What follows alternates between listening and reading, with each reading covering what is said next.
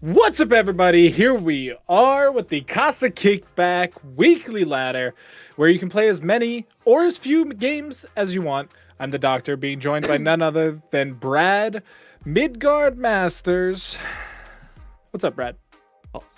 I'll take it. Oh, sure, because Final Fantasy VII, right?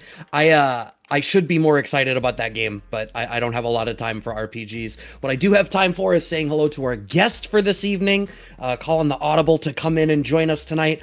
Marcy, how are you doing tonight? In case you don't know, to anyone who's watching, she's been working at events for like a little over this past year. I think I met you at CEO 22, right? Absolutely not. 23. Was it 23? It was 23. I thought I met you before then. Nope. I joined the FGC March 2023. I'm almost at my full calendar year. Almost. Wow. Almost at a year. Almost. Yes. Sheesh. So it has been longer since you and I drove to Combo Breaker, Brad. Oh my Yep. God. I messed up. am like super fresh faced, brand new. Yeah. Well, so for anyone who maybe is just joining us for the first time, the way that the kickback ladder portion works is we're going to be following Marcy through her ladder play this evening, loading into her first match already. We're just going to be shooting the shit with her for the next 2 hours, talking about her history Pretty much. in the FGC. And yeah, loading in. Did you say it was Enzo the Hokage for your first match today? Indeed God. it is. Yes. That's brutal. Oh, okay. It's brutal. Yeah. Yeah, that is not a fun first matchup to, literally start your night off with. Definitely not, but it's okay. Fuck it. We ball. Oh my God. All right. All right. So, obviously, you're playing the Capcom Cup champ character. Mm-hmm. Jerry may be a champion, but I am not. Yes. I actually ended up picking up Street Fighter 6 as my first ever fighting game. And it's definitely been a learning curve for sure. Especially because a lot of my friends think it's hilarious that I'm a modern player. Dear God. Please get off me. This Is Ken modern may or really may not get off you. that weird? Modern think isn't modern's that necessarily okay. So modern isn't necessarily weird. However, when I was streaming, I think maybe 2 nights ago, my chat was asking me to try out the classic combo trials, and I did so at their request. And I had no idea what the fuck I was doing, because I had never touched classic before this. Okay. So it's definitely different. So that means like you're sort of the poster child for when they're talking about modern controls and being able to give people the ability to, engage with less of that mechanical stuff. Like you're literally the example case of it. You came in, landed right on modern, and just started being able to mess around. Oh, absolutely. I think it was actually Yost that taught me the basics of Street Fighter 6. Oh, well, see, there's your problem. I wasn't gonna say it. Poor guy's not even here tonight to defend himself, and he's catching strays. Yeah, he's busy doing that whole education thing right now. College. Do you even remember What are you college, gonna do? Brad? It was so long ago for you. What a way to call him old. No, you know what? I actually am 10 years out of college at this point, which is crazy. I don't like that sentence. I was at Dunkin' Donuts earlier today, not sponsored, and the kid working the register was in a Linkin Park Meteora sweatshirt. What? And I was like, oh, great album. I was like, great album. People always go for Hybrid Theory, but Meteora was my jam. And he's like, yeah, I wish I got to see them. And I was like, ugh. See, but I never got a chance to see them either, Brad. So that's not. Yeah, but you don't know song names. I don't expect you to know how to buy concert tickets. Well, first of all, that's fucked up. I've been to many concerts. Second of all, I named that album instead of a song. So that's a good point. You know what? If there was a single other artist I could have referenced, you would not have a leg to stand on here. I managed to find the one. Marcy, after this first game, let's take a step back. So you joined in March 2023. Yes. What was it that brought you into the FGC? Actually, it was so my part-time job actually, I work at a LAN center, and one of the first few things that I ever did there on shift was an MK11 tournament. And all the people Okay. there, it was my first time helping out by any sense of the means. And I realized that everybody that was there at the tournament, either running it or playing, all of them were super cool. Like, some of them are still close friends to me to this day. And I realized, holy shit, I'm actually really good at being organized and super neurotic about running tournaments in a specific way. So I told my manager, and I was like, hey, I think I want to work more often in the FGC and esports, because previously in my high school, I was actually the captain of my Valorant team. Yeah, previously Okay. I was like an FPS player, right? So one day my All manager right. walks in, and he's like, hey, I applied to Collision 2023, and if you don't know Collision, it's a Smash major in Jersey. And I was like, wait, Okay. that's super cool. I want to do that too. And he's like, okay, why don't you talk to RJ, who is basically the owner of Collision? He's showing up in an hour on your shift. I did that on purpose, by the way. And I was like, great, okay. So he shows up, and we talked, and he was like, well, you look like you have more than 4 neurons in your brain. I'll put you on production. And it was immediately like, it was immediately like, wait, you're not gonna put me as a bracket runner or registration or anything, just straight like production. You want me to work with a direct? Great, cool. So that was my first ever big job for the FGC was Collision. I would go back to Collision again this month in March. However, that has been overrun by Red Bull Kumite. Ever since Collision, it's kind of been like, the best way I can describe it is almost like a Cinderella story, because I didn't expect this to happen to me, honestly.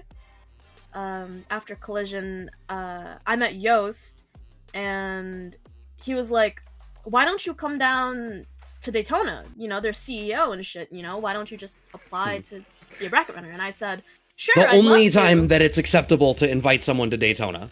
Absolutely. It's actually offensive otherwise. I told him, and I was like, oh yeah, I would absolutely love to. However, we're a month away. I don't have the money, and I, like, don't really have the funds, the ability to get there. And he's like, okay, but here's your plane ticket. And he flew me down to Daytona on his dime. And that was... I genuinely felt so bad, because, you know, him taking money out of his own pocket to really fly me out there, I didn't expect that. And he was like, no, listen, this is, you just need a push. I know what you can do, you just need a push into the FGC. You got this. Don't worry about it. And that's what I did. I actually, by accident entirely, I accidentally... Who are you? Jabali. Yeah. Yeah. Not my proudest moment. Yep. The best part about that is that, like... I'm just imagining him replying with the face. Yeah, like, that's the funny thing. Is, like, he can totally try and, like, meme you by making his Twitch emote, and then you'll still not get it. And that has to be a huge crush to the ego. Because so it was like the first night, right? And we were all at the karaoke area, right? And you know, the staff walks around. I was talking to, I think, TK Breezy and Alex and a couple of other people. Yes, I do. You can just join that whenever you're ready. Absolutely. I was talking to a bunch of people, and Tong was going around, and I knew Tong because Tong is like he's one of my big inspirations for TOing and production and event organization. And he asked me my tag, we talked for a bit, he walked off. Jabali comes around, and I'm like, oh yeah, it's super nice to meet you, I'm Marceline, because he was asking me my tag. And I was like, oh, what's your tag? Like, who are you? And he's like, I'm Jabali. I run this event. And I immediately... Like, my name is on the building. I speed ran the 5 stages of grief immediately. That's not what I wanted. But, yeah. CEO was wonderful. It was definitely the most memorable first experience I've had with the FGC. And, Jesus Christ. after I got back from CEO, actually, I ended up getting a message from Zach Catterman, Catamari, Okay. who runs very good reaction. Holy shit, amazing. But he is the director of ECT, and this was maybe a couple of months after, I think, and he was like, I don't know why, but I've been hearing your name everywhere. Let's hop into a business meeting, because I don't really pull people out of pools for this.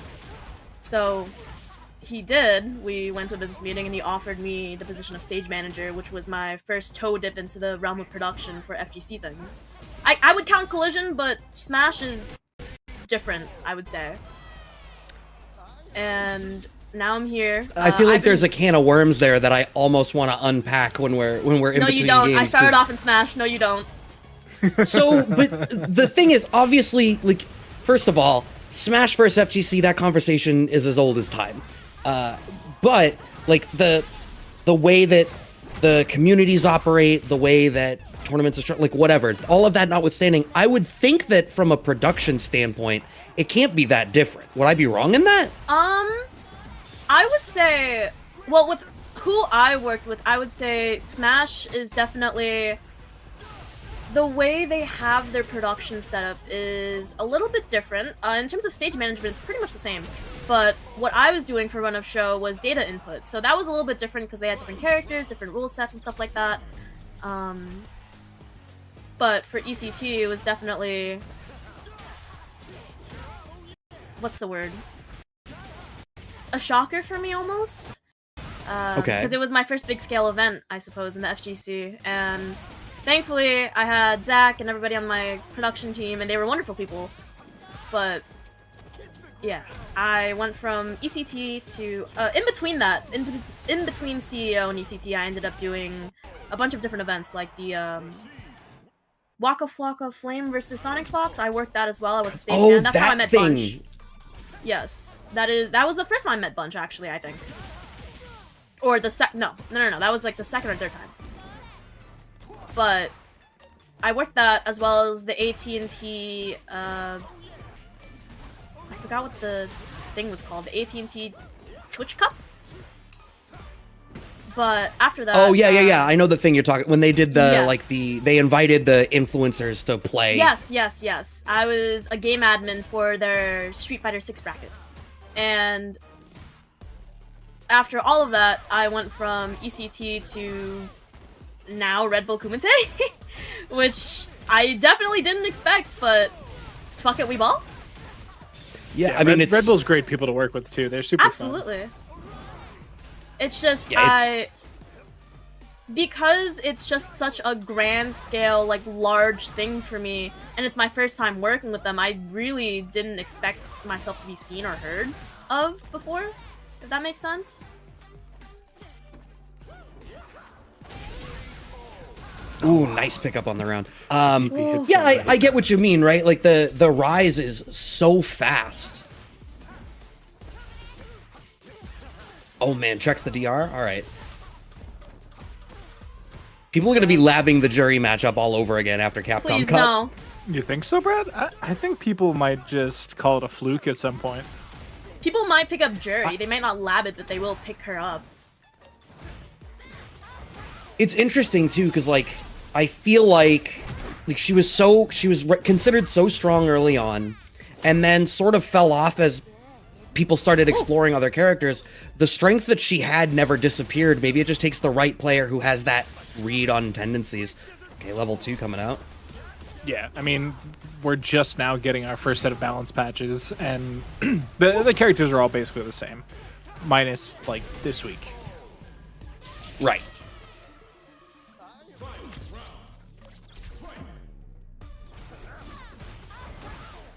This is oh, sorry, I just saw something in chat. So do you think that you'll ever gravitate over to Classic, or do you feel like there's not an advantage to it for you? I definitely feel like there's an advantage. I mean, with modern movesets, you actually lose some really important moves. Like for Jury, I think I'm missing her Crash Medium Punch? I forget what it's called specifically, but it's definitely one of her best pokes. And so with that, it's definitely harder to really secure the win, and you get used to a lot of automated movesets. For example, this specific combo that I'm doing all the time, it's just automated. Oh, Jesus. But because I started off on modern, it's a little bit harder for me to switch over to classic. Plus, I've kind of built up the reputation of being the most modern masher on my channel at this point. I want to keep that going because I think it's hilarious. I call myself the most modern masher. The most modern masher you will ever see. I treat Jury like a grappler. But there are grapplers you could play, you know. Like there's other characters in the game. Yeah, but Jury's so cool, man. What is it about Jury? Oh my god, Kimberly. What is it about Jury? Kimberly, of course. Kimberly. No, that was my mistake. That was my mistake. I didn't mean to queue up. Jury, in my opinion, I ended up picking up Jury because I stayed for CEO's top 8 of Street Fighter 6. Okay. And once again, I have never picked up a fighting game in my life. Ever. Not competitively, not casually, none of that. Right? And when I was watching the top 8, I saw Jury. I saw her animations, her moveset, her style, the way she was being played. And I sat there and I looked over at Yost and I was like, dude, that's it. I have to pick up Street Fighter 6. I have to pick up Jury. She is my character. Like, she's an unhinged hedonist. I love her. I have to. That same day, in between the intermission or something like that, I think, I bought a controller from one of the vendors at CEO, and I've been using it and playing ever since. Wow, so like this is all super fresh for you. Oh yeah, absolutely. I didn't know. This is actually the first time that I'm hearing that. I knew you were fresh, but I didn't realize you were you were big on FPS before that. What's your FPS history? My FPS history, let's see. My FPS history, I picked up Valorant. I was previously, unfortunately, a League player. I heard that. I know. Don't worry. I know. I'm aware. No, me. it's look. Everyone is a recovering League player. That was just you preparing for 2xKO. Like that's absolutely precisely. You were just trying to learn the characters. That's how excited you were. I played League of Legends. I was primarily a Valorant player. I picked up some Apex, some Overwatch, and every fighting game player is an Apex player. Don't worry. That's also true. I ended up becoming the captain of my high school esports team.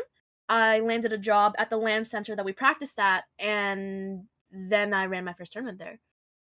It's really funny because I come from a family of gamers, so that means both my brothers, my older brothers, are huge nerds, pretty much. I love them, but when I was younger, they had built their own PCs. They were super into Final Fantasy. My second oldest brother was a huge League player. He still is. I think he's been playing since like 2014, maybe. So I was like really little.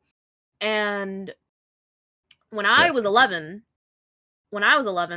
I looked at them, looked at myself, and I was like, I'm never gonna become a gamer. They're such nerds. I would never like playing video games. They're just not my thing. Ouch. And then I turned 18, and here I am now. Like a switch flipped in your brain. You can't just be like, and then I was 18 and suddenly gamer. I don't know what happened. It was COVID. It was totally COVID. I built my PC during COVID, actually. That'll do. Look at me now. So the tables turn very fast. My family thinks it's hilarious. So yeah. It's funny hearing that story because like my little sister went like the exact opposite way, where like she would see all me and my friends play video games, and then she would like sneak in after we all left and just like grind Kingdom Hearts or like Rock Band or something, like but like not let anybody know about it for like months. Oh my gosh. COVID just so yeah, did you get the chance to watch right? Did you get the chance to watch a lot of Capcom Cup this past weekend? Or no, that wasn't this last weekend. Am I? It was. Was it? It was this past weekend. It was this past week. Time is a weird soup, man. Yep. It was literally from like Thursday to Sunday, or no, Wednesday to Sunday. Yeah. Today's already Which Thursday. is that's weird. Wednesday to Sunday is such a weird time window for a tournament. But I mean, we got to see all those dope matches. All right, Marcy, how do you feel about that format? Ladder format.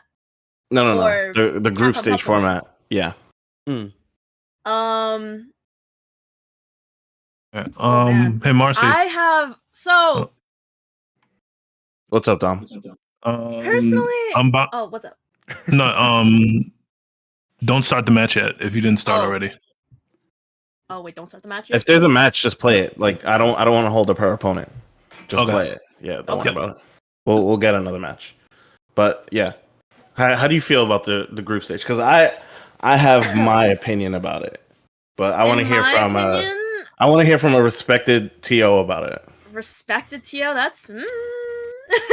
I mean, yo, I'm you still have a the resume I'm already. respected, but I'm a baby TO. For real. No, it doesn't matter. It doesn't matter age. Like like we were we were respecting people regardless of age as long as they had the accomplishments. Like I mean, just look Okay. at any young performer. So like Mm. I look to you as a contemporary. So Contemporary. I want to know, how do you feel about Capcom Cup as a format? The group stage leading into top 16 on Sunday. Honestly, all right. My first gripe with it was the fact that it was held in Hollywood, California, and it was a week long. That was my first opinion of it. I was like, that's a lot of money, I agree. and that's a lot of time to spend in such an expensive place. It seems almost kind of unfair for those who couldn't afford it, or those who were unsponsored and couldn't afford it. With the group picks, oh Well- man, those group picks. Well, to push back on that really quick, because if you make Capcom Cup, they put you up. It's not like you. Okay. It's not like you make Capcom Cup and then like you have to figure out Wednesday through Sunday. Like that. That makes more sense. That'd be literally fucking crazy. But Mm. I do agree with the week long thing being a little whack, because from Yeah. a viewership standpoint, like it's impossible for me to go to Capcom Cup Mhm. without like committing so much PTO and money to that event. Yeah, exactly. Which is like, yeah, so like I get that portion. I have seen I've seen that formula run in other esports, like Rainbow Six does the same thing. They have like a week long group stage, and then they have a playoff for 2 days. But those games actually warrant a week long process, because those matches are literally hour and a half. Yeah, they're literally Right. hour and a half best of threes, where you can honestly play three groups in one day straight up. Like you can play five sets and be done with it. The only issue is that like if you play groups A through C, and then you play D through F, and then G through whatever's left over, A through C technically has an advantage, because they'll be resting that entire time. Whoever qualifies out of that. So like, yeah, they'll be sitting around twiddling their thumbs, but like, so will groups G through H waiting until it's their turn. So like, I can see the pluses and the minuses of this thing, but something has to give. Either do it in like one less day, or just do it all in one day. Like I think They could Tekken have has definitely figured it held out. it in the same way a major does. No, I think they could have held it in a 3-day time span. Oh, 1,000%. No. They definitely can do that. Like Friday to Sunday, they could definitely do everything. The problem is that with like fatigue, and Yeah. and you have to remember, they basically showed they definitely showed every single match of every single group. You cannot do that in a 3-day span. That is also one of my own personal things. The production type, the way that production was led, no top 16 should be 7 hours long, in my opinion. I was looking at the stream and I was like, why? It doesn't make any logical sense for a top 16 to be 7.5 hours, or Okay, or so a number like let me ask you, how do you make it shorter? make it shorter. Yeah, how do you make it shorter? I mean, I understand the entire point of streaming all the matches. That's totally fine. Yeah. Understandable, right? But there's so many. I haven't had the chance to talk about this with my other production friends just yet. I might talk to them about it tomorrow and get their opinion on it, but there were so many ads. So many. And it was almost repetitive. Some of the ads were creative, but then after hearing so many of them on repeat, I was just kind of like, I understand there's a contract and there's a specific amount of time that you're supposed to show these things on screen. Cool, but goodness. And also the JP theme, man. Yeah, JP theme. As a JP It was player, a swan song. as a JP player, I don't love the JP theme, so it was wasn't just even. hints. I mean, I was okay with it until like Day 2 was. I was like, come on. it was. You're- and then you and have then some of the Jerry best- 1, they blasted the JP theme, and I was like, hello, what? Yeah, it was a little cringy. I'm not gonna lie. All right. So, do you have another match? Let's get you I back have a into phone the right fold. I could talk about tournaments all night. Same. I could literally talk about organizing and running tournaments all night. That just means that this will be the show that, you know, people that want to get into event production will listen to, because they get to hear that inside perspective. This is about to be the show that never ends. Oh, absolutely. Right? I mean, well, you guys are just going to talk for the rest of the night. We're like, yeah, whatever. Top 8's going on. We're going to jump in another call and just keep talking logistics. I'm about it. So, given that you have a background that starts outside of the FGC, is that something that you want to branch back into later down the line, or is fighting games sort of where you're finding that drive? One of the things that I will always talk about, and I will never ever shut up about, I promise you, is the fact that the FGC is something that I am forever indebted to, in my opinion, from my own personal experiences. I have a little bit of experience with production from high school. I was the main cameraman for like 4-ish years or so, right?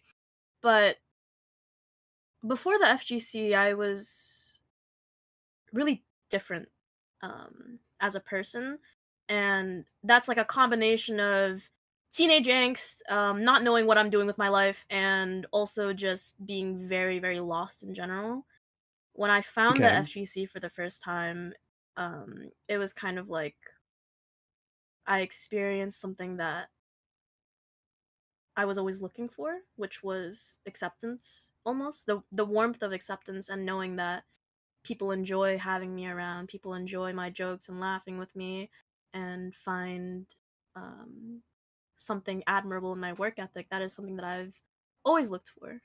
A general group that was just very accepting and understanding. So, in terms of where I want my career to be, I definitely want it to be permanently, or not permanently, but primarily in the FGC. I don't mind doing production for other things, like FPS games or even sports and things like that, but I want to spend the most of my time in the FGC and growing it to a place where it's something that you can't take your eyes off of. That's like a super heartwarming answer. I that figured it'd was be a the good realest answer. I didn't we've ever expect. gotten. I was like, That was oh my so god, wholesome. I'm getting emotional. But, But like, no, I mean, as someone who's been in the community for a long time, like, it is nice to hear. You know, we, especially, and maybe this is going to be like too deep of a topic to want to get into, but like, especially as a as we're loading in.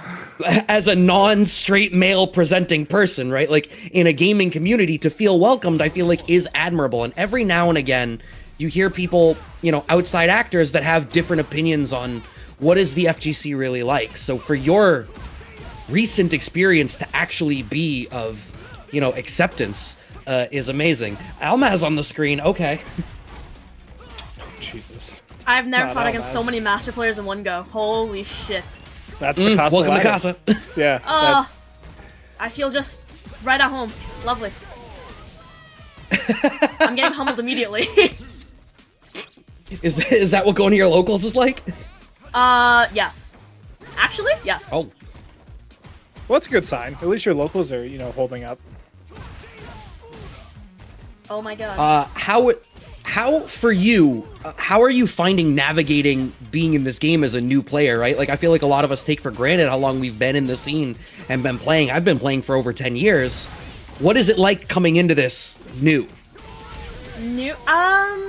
It's cause I mean, coming into the scene new as a totally like brand new, I have no idea what the fuck I'm doing player. It's been really fun actually. I think a lot of people really enjoy teaching others what they know. I've had top players talk to me and get my opinion of the game. I've had people ask me how my experience has been.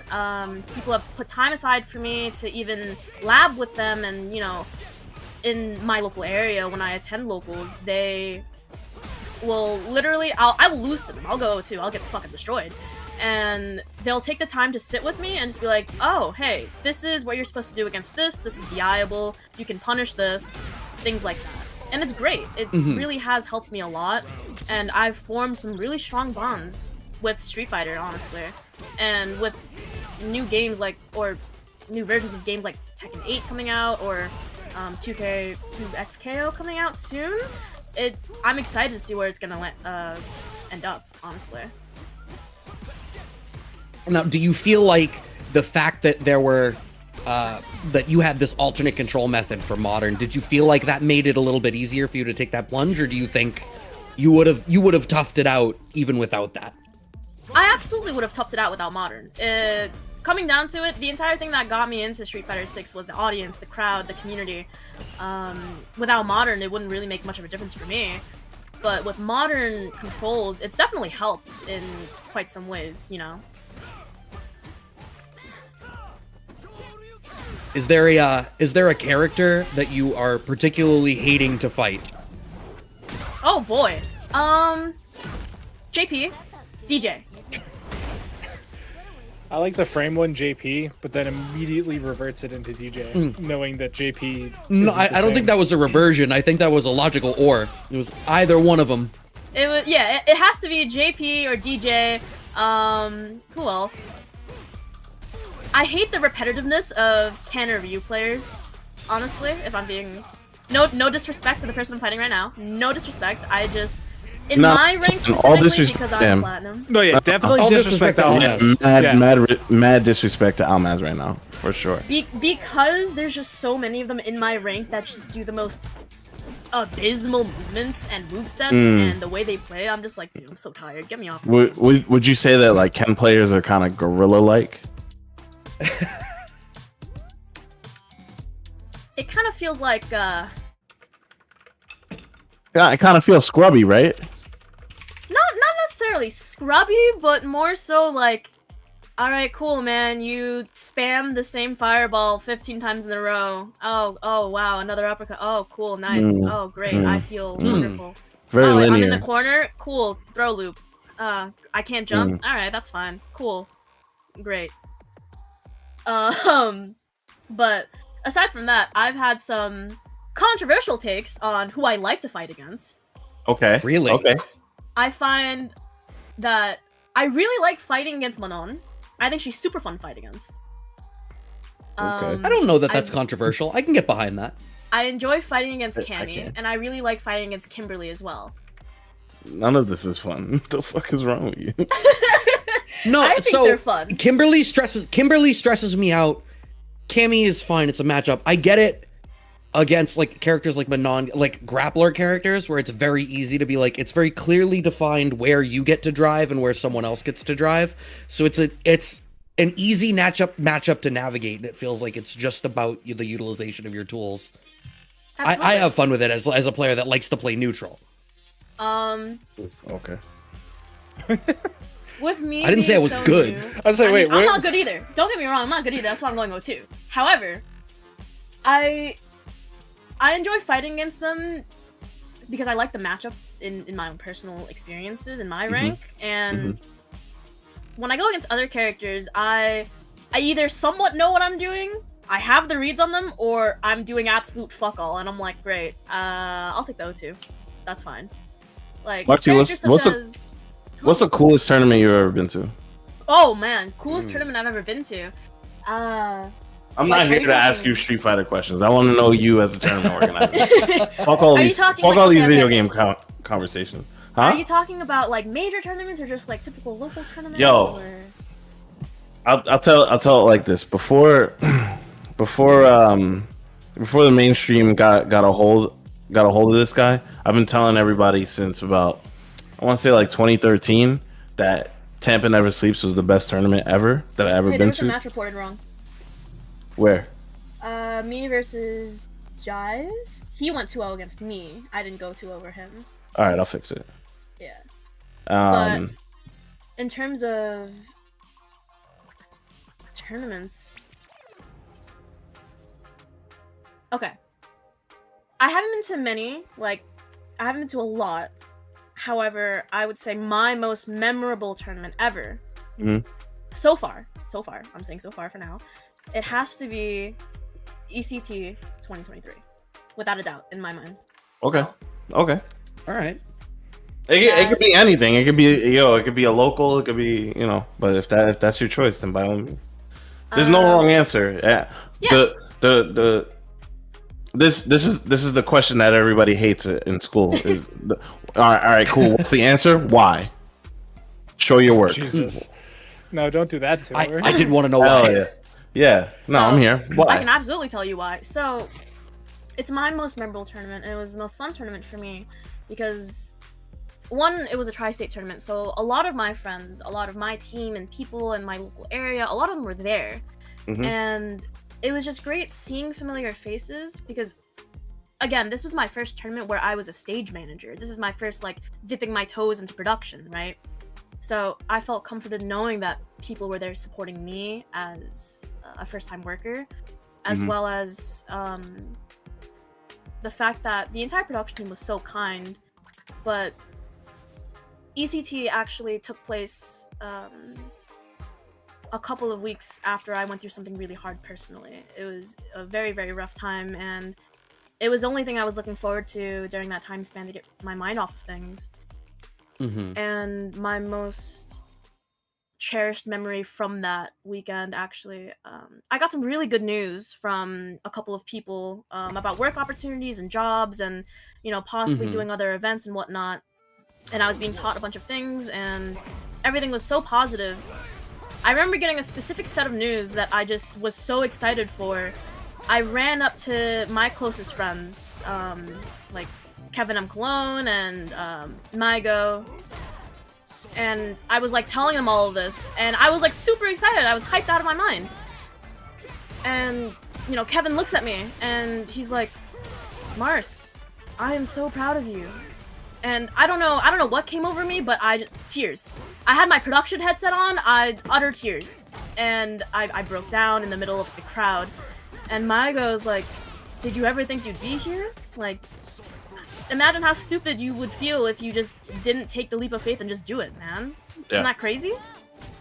And they gave me like a big group hug, and I was like in tears for a solid 5 to 10 minutes. It was something that I hold so close to my heart. I actually brought this up in a different interview that I was on, and I like cried again just thinking about it, because it's just so... This is what I mean by the sense of community and support that I've always been looking for. Especially after such a rough time in my life. Right. I feel like it's a TO's rite of passage to cry, at least at one tournament. So I'm definitely sure I've cried at every tournament that I've been at. Every single one? Every You're single probably one. not CEO, alone in that, ECT. honestly. I can believe There's that. probably a few people out there that have that same situation where they just cry every event. The CEO that we all popped off at, like I was co-game lead. Brad got top 8 at Street Fighter 5. Somebody like walked up to me and was like, "Yo, you guys literally like went off this weekend. Like, especially your boy on top 8." And I kind of like just fell apart because I was just like, "Damn, like we're actually out here grinding." And like, Fuck, I could have pushed that. Oh man. oh yeah, you could have. You suck. Continue. And like, it just really like, it feels really good hearing that from like people in the industry and the scene. So like, I get you 100%. Mm-hmm. So No, but it's good that like you're using this this community, this industry, these opportunities to pull yourself out of like dark places, shitty situations. Yeah, I mean that's what I always go back to when I end up. I often talk about. I don't often talk about it, but I've brought it up a couple of times before, where I have huge bouts of imposter syndrome, and I really don't know if I can really make myself a solidified member here or a placeholder name in the community. And when it comes down to it, I'm just like, it just. You fucking out here. I need like, all right. So listen. I definitely, I didn't plan on having you on the kickback so soon, but it makes sense that you're here because like, Nice. like you've definitely done the thing. You've done the thing many times. You've done a lot of shit that people pray to do, and you've done it at such a young age. Like that. That's the thing that people aren't talking about enough. Is that like you're doing the thing, but you're doing the thing at 18, right? Yes. Yeah. Like it's kind of crazy. It was really funny because I announced that I was doing the whole stage management thing at ECT before I turned 19. And I had like 4 or 5 different people message me. They were like, "You're not wait, you're not like 20, early 20s?" And I was talking to a couple of people at my local, and you know, I briefly brought up the fact that I'm 19, and they looked at me and they're like, "Shut the fuck up. No, you're not." Like, there's no way. I remember when I met Manny Blaze for the first time. TSB, those guys are great. Love them. Manny Blaze. Manny Blaze. So I sat down, I was sitting down next to him, and I was having lunch with the team and the crew and whatnot before we went live. And I was like, yeah, I was born 2004. And Manny, like, physically recoiled back into his chair. And he was like, oh my fucking god. You're gonna have that conversation for the rest of the time you're in the FGC. For sure. This is the rare time the production guy shows up, but here I am. Holy fuck. I graduated high school when you were born. That's it. I'm going back to the sticks. Right. Oh, that's right. Tom's like the oldest person in the call. Usually it's I think Bunch. so, yeah. Yeah. I graduated high school Usually in it's not 2022. Bunch, but okay, fuck you. Graduated high school in 2022. Oh my Yes. Dom's god. not always in the call, so I would it is also- usually Bunch. I'd like to mention, so I graduated high school in 2022. I actually graduated a year early because I moved from New York to New Jersey when I was super young. So they bumped me up a grade. Technically, I wasn't supposed to graduate in 2022. But Wait, where are you officially from? like, I was born in New Jersey, I was raised in New York, and then I moved back to Jersey. Fuck. Okay. Yeah. That was Bunch was trying to claim regional credit for you. He still will. He can. No, he Yeah, can. like New Jersey's no, like a don't train give him ride that. away. No, Like he's because- going to. No. Sure. Hear me out, right? It was him and it was Miss Patricia, I think. Him, Miss Patricia, and a couple of people from South Jersey in that area. It was all of them that were like, fuck it, you're doing the thing. Here's an event, here's this, here's that, you're doing XYZ. Bunch will, when I met him, he would literally text me out of nowhere. He'd be like, what are you doing next week? I'm like, I don't know why. He's like, okay, here's what you're doing. Come to this venue by this time, you're running this. And I'm like, Marcy, you're telling these people something they've been experiencing for 4 years. well, yeah. You're telling them things that they have been dealing But the with chat for doesn't literally know. 4 years. That's called Chat getting is bunched. learning. That's Chat that's doesn't the know 4 what it's a.m. like to be in Bunch's Rolodex. We call that the streamer's booty call. Because There's getting it. I don't But think you were that's the definitely word we should be working. using in That's this definitely context. No, that's what it is. He No, hits that's you to know you trademarked. up, and then you're running a stream the next day. Mm-hmm. Okay, well that's what he's been doing since I met him, pretty much. I'm not an opportunist. I'm an opportunizer. I remember. That's I'm torn between what the fuck is that and can we put that on a shirt? I'm not an I- opportunist. I'm an Move the conversation opportunizer. along, please. Marcy, what is it that makes a good event in your opinion? What makes a good event, in my opinion? Ooh, let's see. I like to focus primarily on the player experience, as well as the very big thing for me is the spectator experience, whether you are in the venue or you are watching from home. Production is definitely one of the very, very big things for me. That's why I'm into it so much. Having proper graphic overlays, not having awkward pauses between streams or ads, or not waiting for certain things to happen and just kind of taking control. When you make the spectator experience something that they can't forget, that's what incentivizes them to come back the next year or the next week or the next month. That goes for regionals, for monthlies, for majors. When you have a team of people that share the same idea and knows how to make it happen, and or at least can keep an open mind and understand this is point A, we have to go to point E, here's the steps we're gonna take. However you get there, fine. Player experience is also another thing. You definitely want to keep the players coming back, whether it be the way you set things up, the way you have brackets run, the things that you have there open for spectators that just choose to spectate and just not compete. It's example, fucking like, Open crazy Arcade that an 24/7. 18-year-old knows this and not fucking 40-year-old people. I'm 19, by the way. Oh, that pisses me off. It doesn't make it better. It doesn't make Right. it I was like, better. that's not as big a distinction as you think it is. I'm just saying, but that's You still that's what can't drink, and these people don't even know how to get that across. Bro, You gotta what are realize you that that talking 1 year about? difference for you is such a smaller percentage of your life than the I'm 1 year aware. that these 40-year-olds are having, and they're still not. Wow. Why can't I get people to come to your tournament? Because your tournament sucks. Your tournament is boring. It's I'd like to keep it boring. professional. I'd like to keep it professional at the very Yeah, least. no, we're not doing professional tonight. We talking that shit. Have you? Y- Do you you follow can, Bunch we on won't. Twitter? Oh yeah, I know he talks that shit. I'm aware. He talks shit to me all Yeah. the time. Hello. Oh god, he used Your to be tournament is worse. boring. So that is my personal view on it. If I were, I've had, oh my god, I can't explain to you.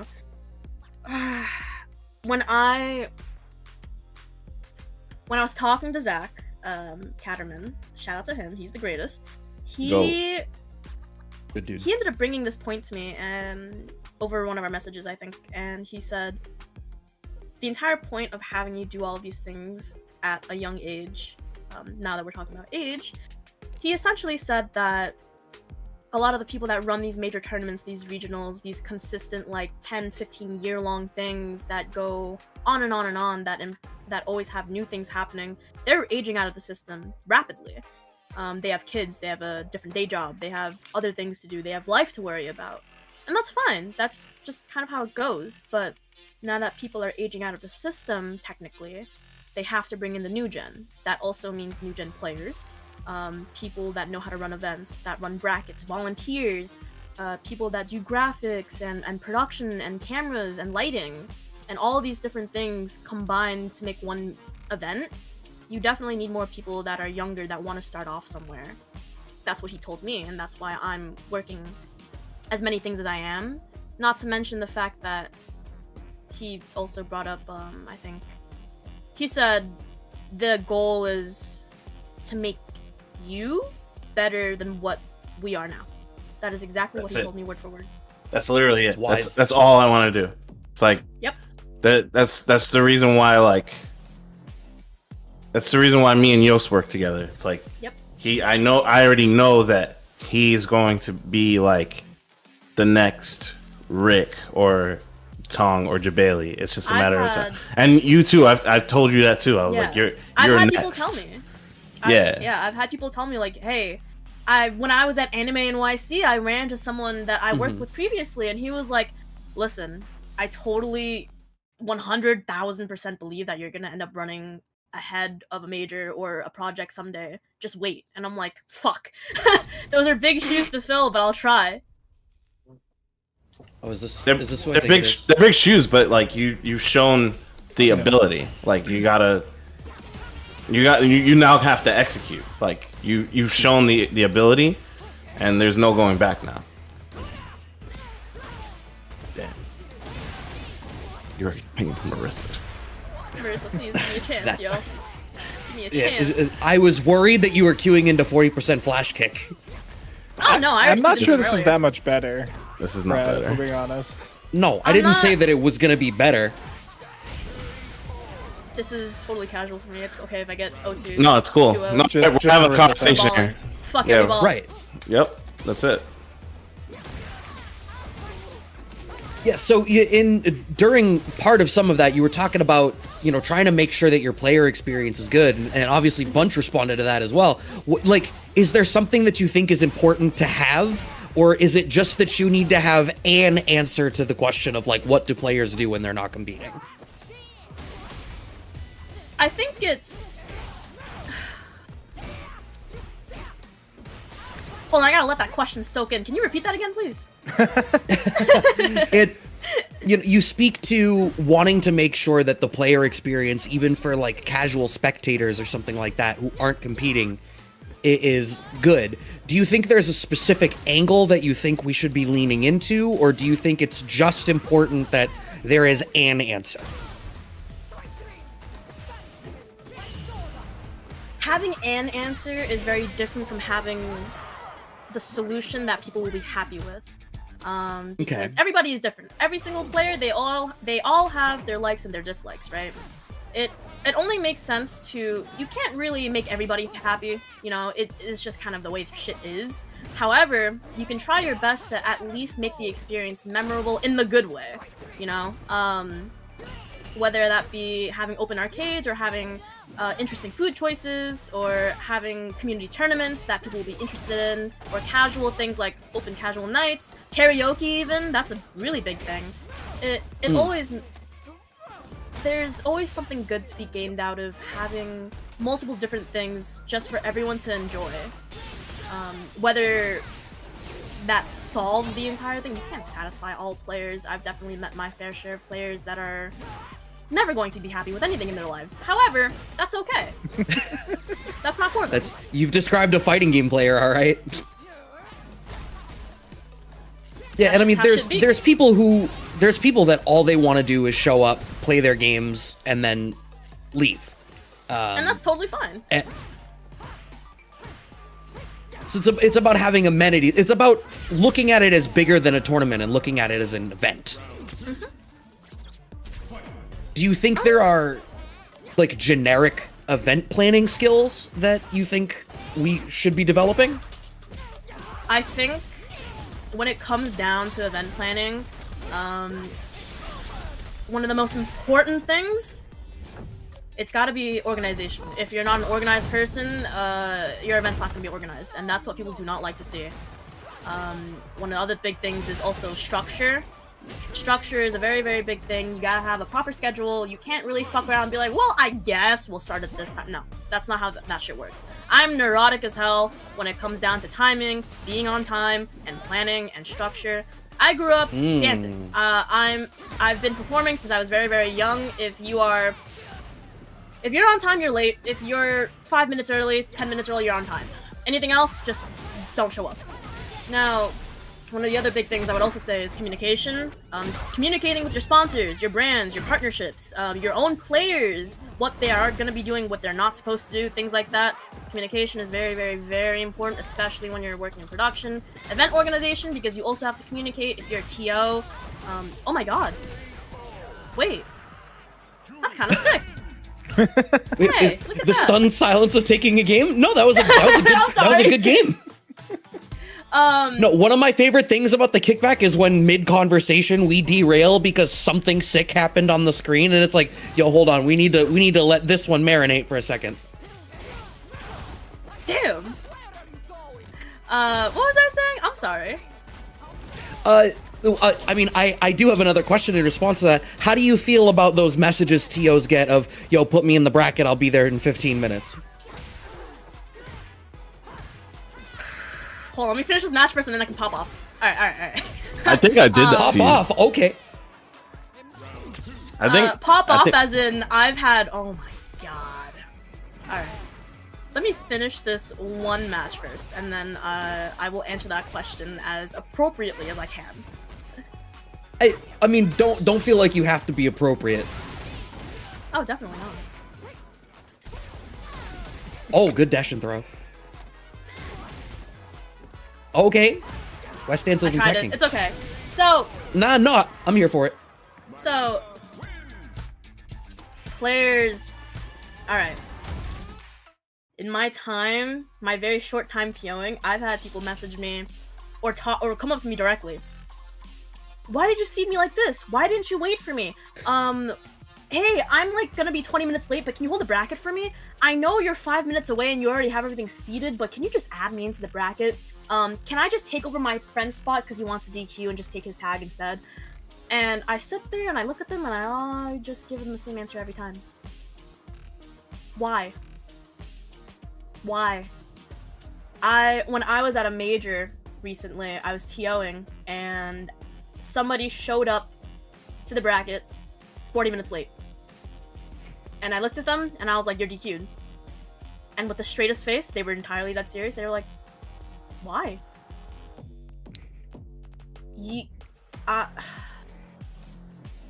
Literally, our first week of doing online tournaments, we had some local people basically try to do that to me on an online tournament. They were like,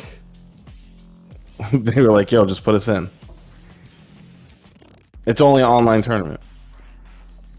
I'm in disbelief sometimes. In my opinion, I think this is why I highlight communication as such a big, important factor to running an event and to making sure it runs well, and not even well, just great, because I don't take anything less than that, to be honest. Communication between TOs and players, very important. Communication between TOs and stream runners, very, very important. Communication between stream runners and stage managers, important. Production, important. All of those things are extremely imperative to running an event smoothly. And if you read the rules, you signed up, you signed and accepted the fact that if you are late or you do a certain thing that makes you DQ, She's hitting them with the, you see exactly right here what in you the signed up terms for. of service. The terms and conditions. Like, I will bring up the contract. I have receipts. You want to read them? Terms of service right here. And I've had people like, listen, man. When I run a bracket and a player goes to use the bathroom and they're gone for 15 minutes, there's no way. There's no way, because you can't spend 15 minutes in a venue bathroom when you don't even shower in the morning before the fucking tournament. That's not possible. There's no way. Okay. Are you gonna tell me I'm wrong? No, Holy shit. definitely letting the Smash TO out here at CasaBunch. I love it. I was about to say, I was like, somebody's TO'd some Smash tournaments. Oh my god. I like some Smash players. I think some of them are very, very kind, and I actually have met a lot of people that are wonderful, and they've been nothing but sweet and genuine and great players. I love working with them. Some other people, yeah. Yeah, no, I feel that, considering one of the more famous ones from our region was a pretty big meme back in 21 CEO, I think it was. Oh, really? The Oh, Sunday yeah. morning signups. Is that 21 or 22? I forget. I think 22. Yeah, but 10 a.m. apparently too early to wake up. So, I don't know what to tell them. What's your opinion on 10 a.m. pools then? We're just gonna get your take on every FGC hot topic that has to do with like, Alright. well, I could do it better. Let's get your perspective. Alright, fuck it. 10 a.m. pools? Reasonable. Actually, I would say 10 a.m. Okay. pools, pretty reasonable. However, 8 a.m. pools? No. I'm good. No, thank you. 8 a.m. pools are a nightmare. I would rather not. I've never run an 8 a.m. pool in my life. Ever. 10 a.m. So- for a major tournament, I can do it once a month. That's fine. That's totally What would you fine. say is the alternative then, right? Because like some of these events are already going to like 11 p.m. with their like 10 a.m. or 8 a.m. start, right? Like you think of Evo, right? Like Yeah. we have these like 8 a.m. starts and we're still playing at midnight, 1 a.m. It's really unfortunate because, in my opinion, when it comes down to, okay, how can we make these pools run as fast as possible and not go until like fucking midnight or 1 a.m., God forbid, right? Mm-hmm. The solution would be to scale up to have more space for more players, for more pools and more volunteers, but resizing a tournament to make it bigger is not only dealing with reorganizing the entire floor plan and, you know, getting more equipment, but that's also venue spacing is fucking expensive. Internet prices Venue, fucking anything is expensive. expensive. Anything is expensive. And that's what sucks about doing some of these things, because you know the solution, you have the idea, except it's FGC. Do we really have the money? Yeah. Like, Yeah, we don't have the it's resources. unfortunate. Exactly. So the right idea would be to, you know, just size up, but we just make can't it always bigger. do that. Yeah. Just make it bigger. I would like to discuss that with a lot of other TOs and, you know, organizers and event creators, but it just seems like I typed this person's name wrong. It's just difficult to really come down to like an actual solution that can be implemented to every tournament that will run as big as it will, or as late as it is. Sorry. I think one of the things that's really striking to me about this conversation is like we've kept highlighting that you're, you know, this new upstart, but you already have like this sense of it. And I'm just thinking about the fact that, you know, when the FGC started running bigger events and started doing these broadcasts, it's been a passion project. Yeah. And we're really growing to the point where it is becoming important that these skills be there if you're trying to work on the back end. And it's, you know, a lot of the stuff that's gone on in the previous generations that you had already said are sort of phasing out. A lot of those guys had to learn on the job. And Yeah. now it's like, we finally gotten to the point where the wheels are moving enough that it's like, let's actually show people how the infrastructure we built works, and then we can make it an improvement. Yeah, I mean, also, there's a world where those, you know, the old heads that you're talking about, Brad, they were not necessarily willing to be put in that position either. They were just like, oh, well, the scene needs a TO.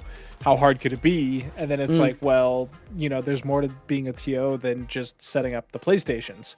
You know, if you're running a monthly, you should probably put out some form of information that there's a monthly going on before the day of the month.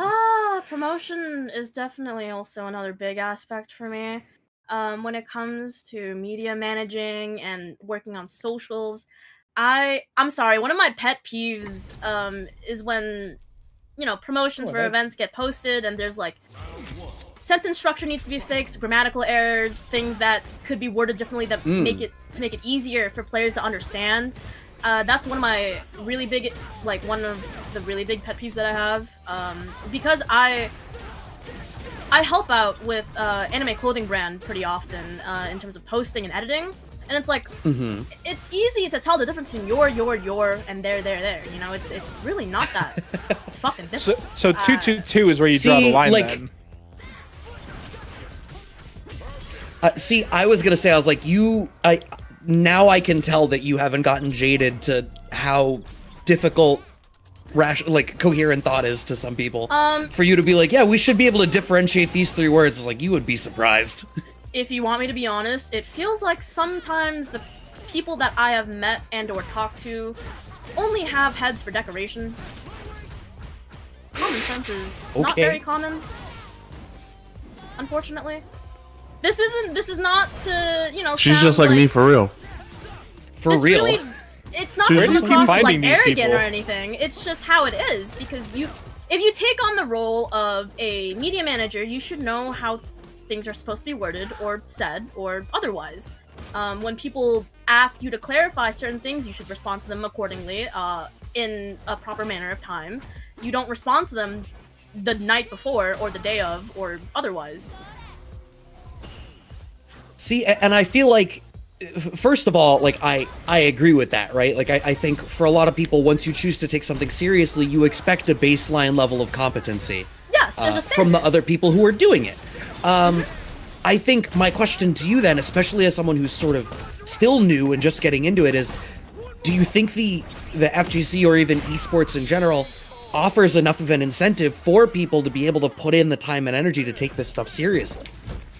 Well, like you said before, the FGC and esports, it's almost always been a passion project.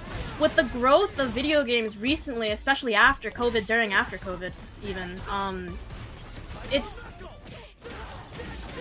always been a passion project, but now with the development of new games and new people trying to show their talent, there has to be something more that's provided.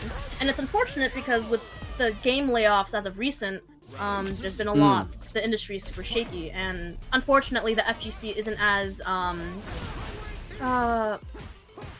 it's not as mainstream as other esports such as League of Legends or Apex, you know? Sure. Unfortunately, passion cannot pay the bills. For me, I'm lucky because I do have the time and some money because I do work a job for these extra things, traveling out and otherwise, because I'm not sponsored or anything. I don't work for a company, but for other people, it's just not the same, and that's why some of them walk away, which is sad. You know, I hate that the space seems to shrink sometimes due to the fact that there's just not enough money being poured into it.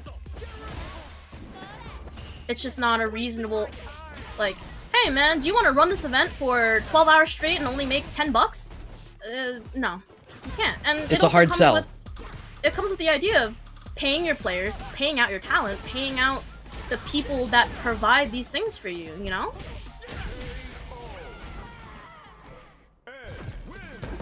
Yeah, it's a weird world where, you know, a lot of the sponsors that these big majors get and things like that are coming from billion-dollar companies, and, you know, the rewards for these volunteers or, you know, even employees being like talented and stuff like that is like a dinner voucher equivalent, basically.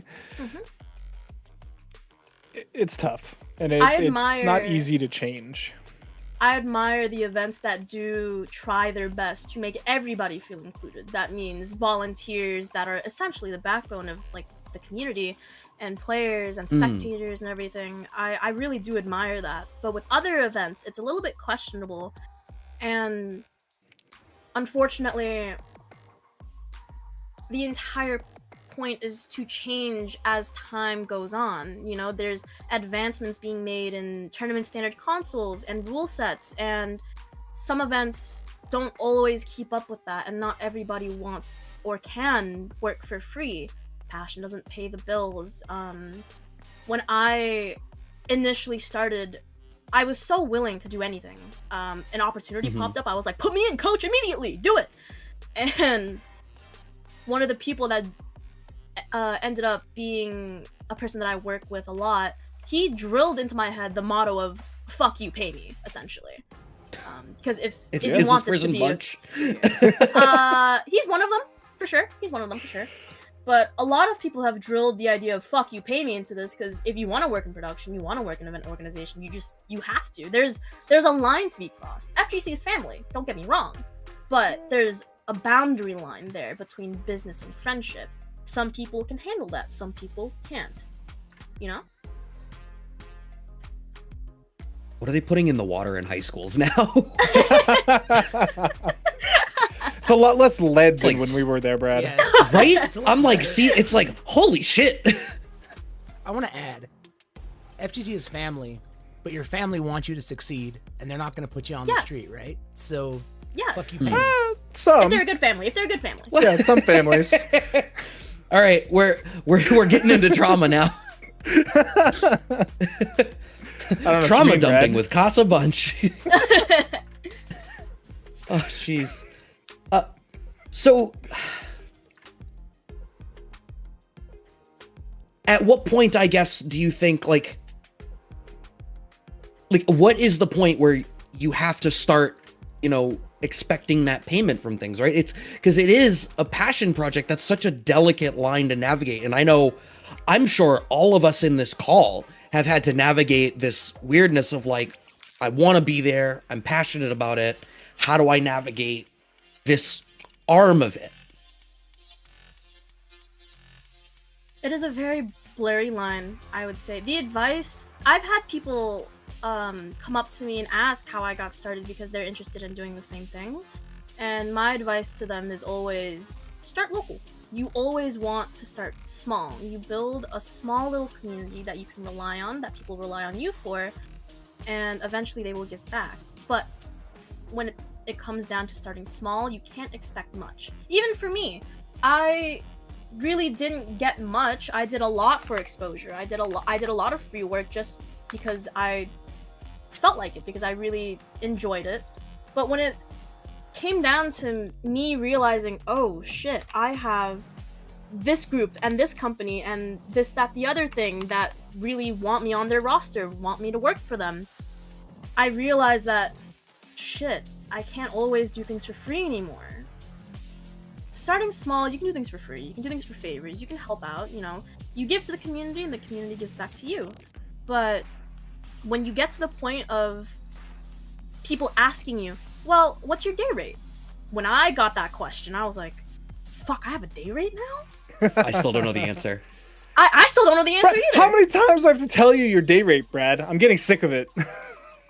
Hey man, I've never been good with numbers. That's my excuse. I picked a major that has no math involved. That's my excuse. Fuck. But Wait, what's your major gonna be? oh boy, well, so I'm not in school for production. Actually, I'm in school for political science. I feel like Okay. it has science in it. I'm pretty sure there's at least some There's- math. No, No, I Actually, think no, if, not if really. there was math in political science, our politicians would be a little bit more scientifically literate, I'm sure. Brad, they have a lot of math in their bank accounts. I think they know what's going on. All they need to know is that big number go burr. But no, I think you raise a good point, and it might have slipped under the radar. And what you were just saying there is like starting small. Like it's not always about like money or things like that. Sometimes you can do things for favors, right? Like sometimes it really is as simple as being like, yes, I can help you on this production. I can help you run this bracket, but I need help on, you know, my bracket or my production, or even just like buy me dinner.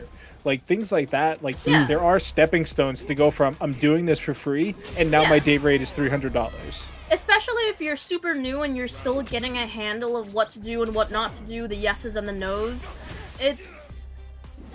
You have to be willing to at least be a little generous as you are learning from people that are admittedly higher up, you know? And when it comes down to it and you find yourself, oh, I can do this more often, I can do XYZ by myself without having people on my back for this, then sure, raise your rate. Oh, well, yeah. Um, So you should raise your rate every year, by the way, for those of you listening at home.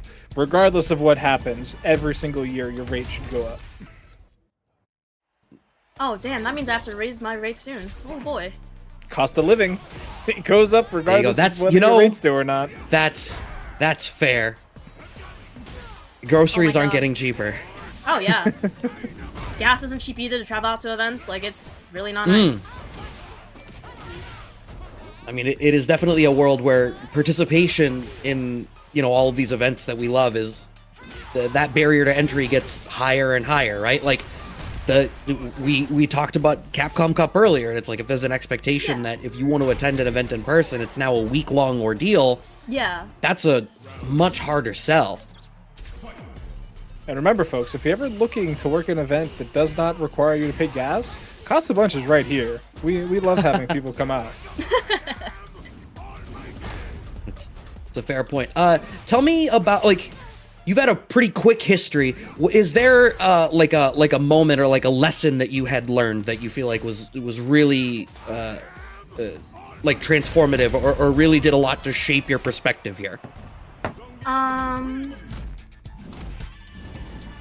Shaping my perspective of the FGC or just as like a person? Like or- I think towards production, towards being an organizer. You know,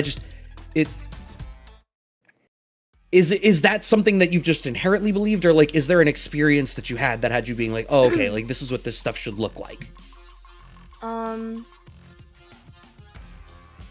I have always believed that in the realm of production is, to me, I would compare it to a performance almost. So with performing, you always have to have an open mind, because for example, dance. Not everybody dances the same. Not everybody learns the same way. Not everybody learns moves the same way or in the same amount of time. Some people have different ideas for what they want in a dance or in a song, and that's fine. You have to be okay with that. And what comes with that is also compromise. So what I learned from my years of dance is I learned to take those skill sets into production. I always want to try my best to approach things with an open mind, and if I don't agree with things that are a little bit suspicious or that I don't like the way things are run, I'll bring it up. And I'm always open to learning about production from different people. I've never minded that. I think there's always something that I can take from working with other people. That's why I don't necessarily sign myself down. I don't commit to a solid team. I always like floating around and working with different people and see how they do things, how the FGC has run things and how it's developing. Like another interesting take. So like that, I really agree with you on the sort of performance element, right? Like there's in a lot of the same ways towards putting on any sort of performance, it's still about producing an event for an audience. There's commonality there.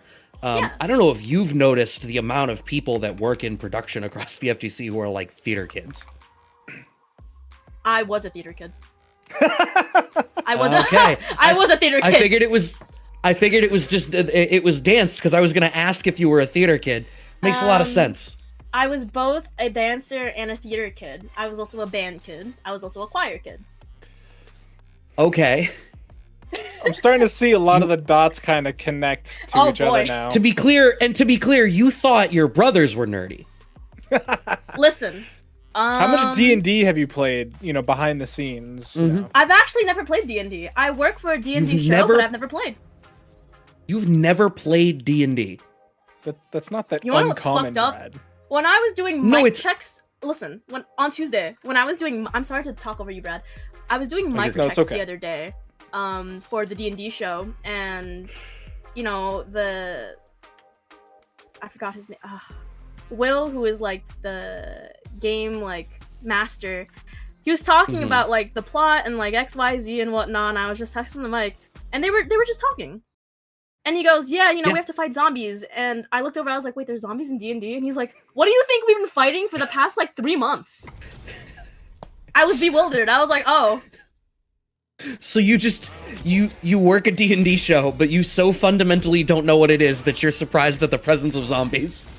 I mean, I knew there were wolves and shit, but but I mean, that's production though, Brad, right? I get production thing. It's just amusing. the tools of how to run a show, but the show could be anything. There could literally be a show of any kind, and it's just I still have to mic the same, I gotta light the same, I gotta counterpoint. do this, that list of things that she's participated in, there's no way. How do you to dodge D&D with the history that you have is actually astounding. I don't think it's that astounding, Brad, in all honesty.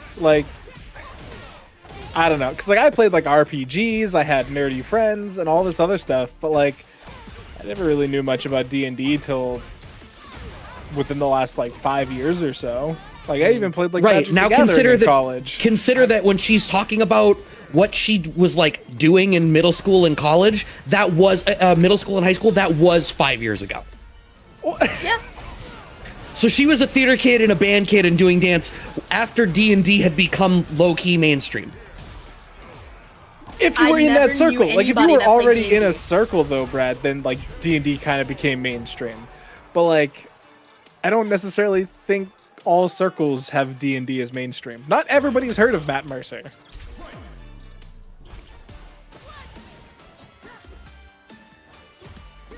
I just find it interesting is all. I just want to call out, because none of you can see the cameras right now, Brad rolled his eyes so hard. So hard. Why are you gonna put me on blast for that? In my 33 years of living, I can happily say I've never played D&D. I've also never technically played D&D. I've played Baldur's Gate 3. Oh, look at this guy trying to weasel his way out. Shut up. Never played. Nope. Weasel out of what? You play D&D. Sit down. Sit down. You're not one of us.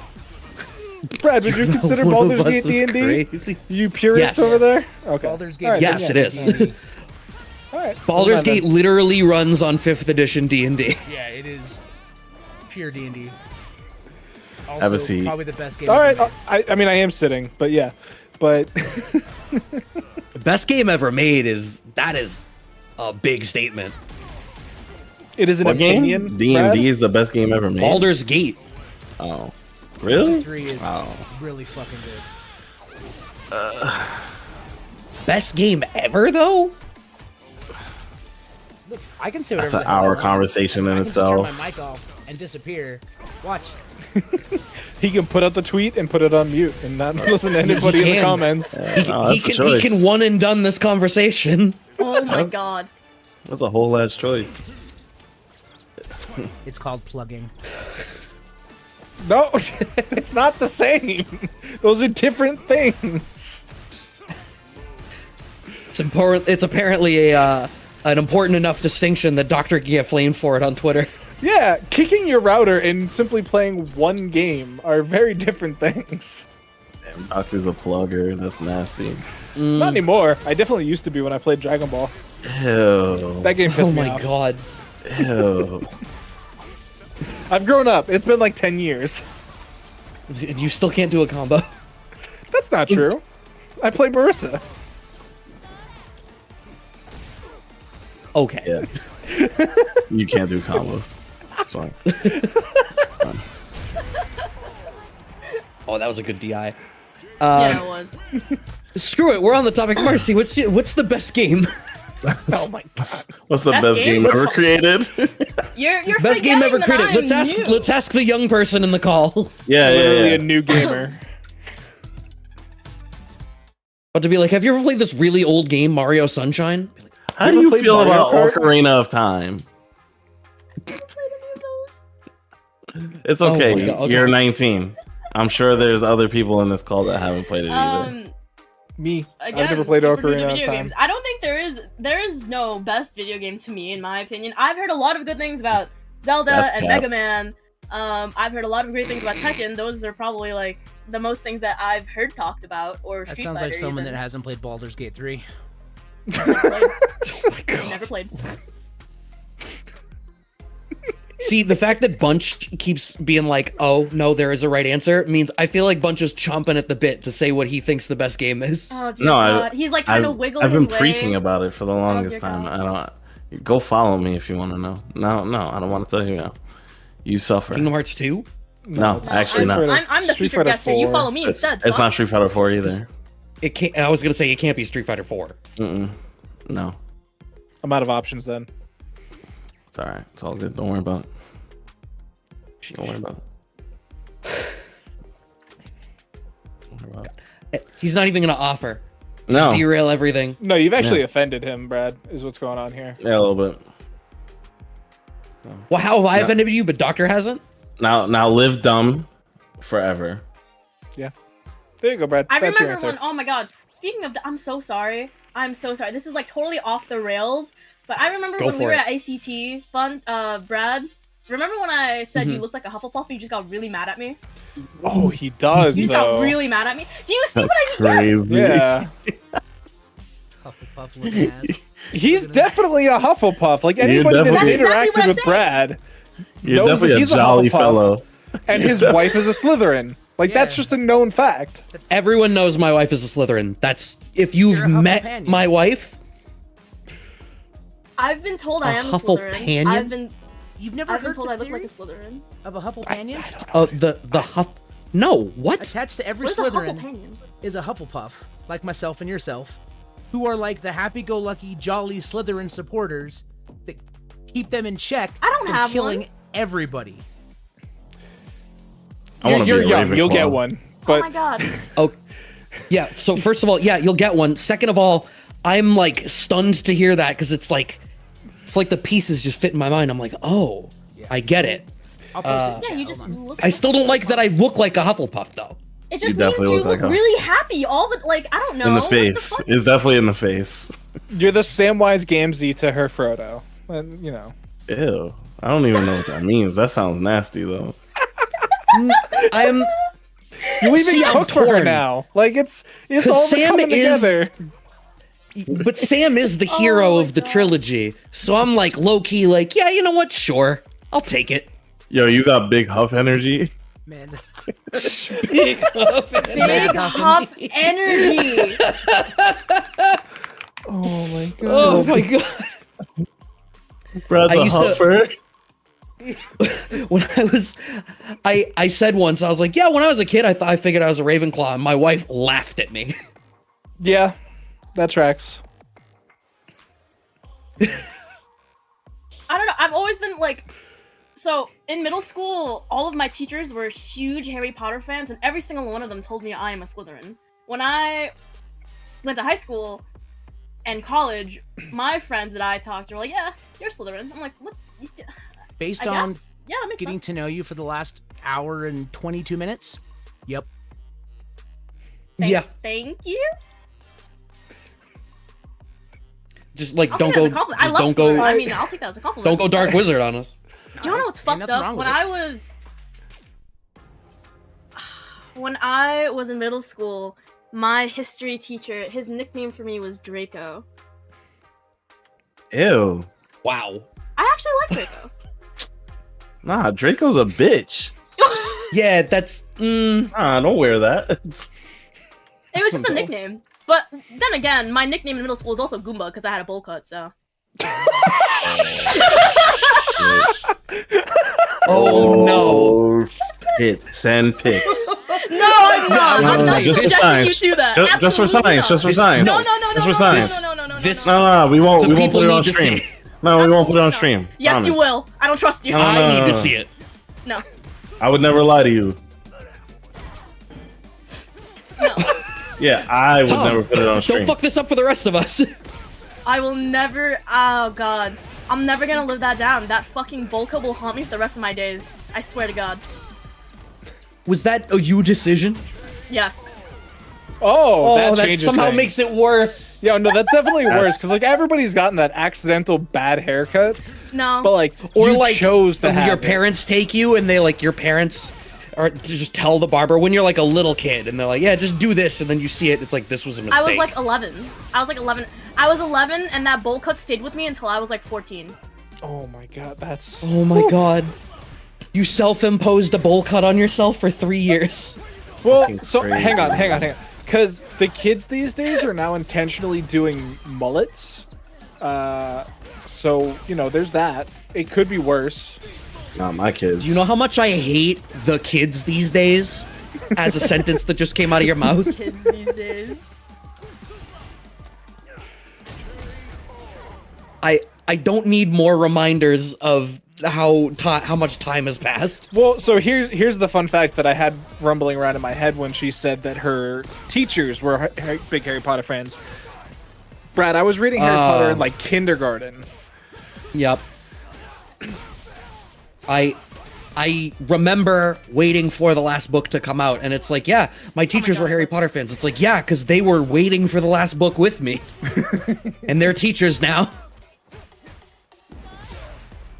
Wow. But Brad, here's the other thing you have to remember. Like, remember all the degeneracy that you and your friends were getting into at like Oh, I know. 24, 25? And then they had know. to wake up the next morning and go teach like kids. Like that's Dan. I'm friends That's with Dan teachers, Karat. and it's literally like I am friends with teachers where it's like the realization that they're on a break period and they just grab their phone and in a group chat they're like, oh, I swear to God, this one kid won't stop getting on my nerves today. And it's like, holy shit, God. they were having that conversation when I was in I school. was well, the not kid over that had text lunch because with the phones hadn't been teachers. invented yet. Phones hadn't been invented yet is crazy. Oh my god. Oh my god. So disrespectful. You can't just add 40 years to my age. Brad, like cell phones. Like, come on now. Like, I had a cell phone. your entire school career, you had a cell phone. You I think I mean got my first cell phone when I was like a brick 12? of Nokia, maybe. Oh, you got Yeah. it like way earlier than I did. I was like 14, 15. I was in high school. It's okay, Doctor. Everybody matures and blooms later than some people, and it's nothing to be ashamed of. You know, we all come into our own at different parts of our lives, and that's fine. That's just what happens. It also doesn't matter which phone is bigger or smaller. They all send the text the same way, Brad. Mm-hmm. With T9 Takes the same number of keystrokes to type out LOL. That said, if you had a sidekick, you were way cooler than everybody else. Oh, yeah. Marcy, do you know what a sidekick is? I didn't want to ask. Like, those fucking phones with a keyboard, no? Those fucking Okay, BlackBerry okay. shits. Wow. I'm so glad that was your answer. Those fucking little BlackBerry shits, no? Whatever. Yeah, Yeah. I didn't mean for tonight to be a treatise on how time has passed, but it's alternating between that and fresh perspectives on event production. So let's switch over to event production. Bunch, please tell me you have another hot event production take to talk Oh my about. God. Or question, any question, please. No, I literally just sat down. Hold on. Let me cook. Oh, I do have something. All right, everybody Good. shut up. Isolate. All right, What? so Marcy, Okay. tell us more about what you're going to be doing for Red Bull for the Red Bull Kumite. Tomorrow. Oh boy. Okay. Well, so we have like a little gathering tomorrow that I know nothing All right. about. All right, folks. Nobody fucking move. If you're listening on stream, I don't know how many of you there are that are located near New York or New Jersey, but tomorrow from 4 p.m. to 8 p.m. in Times Square, we are having our promotional Red Bull Kumite event. And that means there's going to be a massive stage, as well as we are going to have control over the biggest billboard in Times Square. A lot of Red Bull athletes and influencers will be invited out to play Street Fighter 6 on our stage. That also means there will be a QR code to scan in order to fight against these people. If you're interested, please. There's also going to be casual setups there as well. There's going to be about 4 of them. Grab your casuals. You can go on stage and fight against a lot of Red Bull influencers. It's going to be streamed. It's going to be a great time. I'm going to be stage managing that. Initially, I was supposed to be replay op, but I got the text the other day, and they were like, fuck it, we don't need a replay op. We do need a stage manager. That means you. I was like, you want me to be on stage in front of... Oh, boy. Ooh. I felt like my heart drop. So yeah, it's going to be a really fun time. It's going to be great. Oh, Jerry Mir. I like this. The good news is you have plenty of experience on stage, so you're not going to trip and fall in front of everybody. That would be awkward. Hopefully not. You're going to set me up. Can you knock on wood for that, please? Like, I really don't want that to happen now. Like, No one knock on wood. I got you. No one. please. Brad, get What are you doing? on point. I'm a theater kid. I know you don't jinx people. Next, you're going to tell her to break a leg or something. Shit. Yeah, have you ever noticed that that's the only thing I say? No. I've never heard you say that. You've never I once just had like 3 said that. super rude zingers that are all gonna be stowed away for later. But in terms of Red Bull, goddamn. In terms of Red Bull Kumite, I'm also going to be working that, and admittedly, it is my biggest live project to date, and I'm nervous. I'm looking forward to it. However, I'm nervous because I have to grow the amount of things I can do on the fly. I have to develop those skill sets, and I'm excited to. I'm going to be doing that at Red Bull Kumite. However, I was kind of thinking about it, and I feel like it's kind of like putting me into a combat zone equipped with nothing but a fly swatter. Because undoubtedly I'm going to be the youngest person there, probably. So that's going to be fun. But I'm excited. It's going to be a great time. That I'm actually a little upset that I won't be able to attend the event because that sounds sick as hell. It's gonna be wonderful. I don't know what I can and can't talk about, but I will tell you that I am working the event, and it's gonna be memorable for sure. Oh well, I even mean like not Kumite in and of itself, which I would also have loved to be at, but the Times Square thing tomorrow. Oh, I was yeah, gonna say, no, like it's... having the largest billboard in Times Square is obviously something, and I mean Red Bull definitely has the shmoney. Like Oh, that yeah, is without a doubt. that's crazy. Well, I think it says something as well that like Red Bull is willing to put that much into Street Fighter. Like Street Fighter is at a point where a high-profile Street Fighter event is something that people truly believe can be justifiably put on the biggest billboard in Times Square and be and a it's a centerpiece beautiful of that. thing. That's amazing. I definitely was wondering why Mad Gear was playing Jiri. Yeah, And then he Mad, ended so up on Mad Random Gear. Select. DJ fuck. Yeah. I Okay. was like, since when? You were complaining about DJ earlier. Yeah, I think Mad Gear tweeted out earlier today that they were going random select in everything they played today. Well, It's they a did good that thing I'm last just- week too. Chilling out. That's their new thing. But yeah, I mean, you know, I think most of us have at some point or other worked with a Red Bull event in the past, and they're always, you know, super welcoming to, you know, people that are being there for the first time. And like everybody there, everybody on staff is always super professional, which is such a great time as well. So, I mean, I'm sure you're gonna kill it tomorrow, no questions. Thank you. Because I'll try my best. they won't let you fall other than physically on stage, but that's something else. Are you referencing something specific that I'm forgetting? No, I'm just saying, like, it, you know, it's awkward if you're walking on a stage and you trip and fall.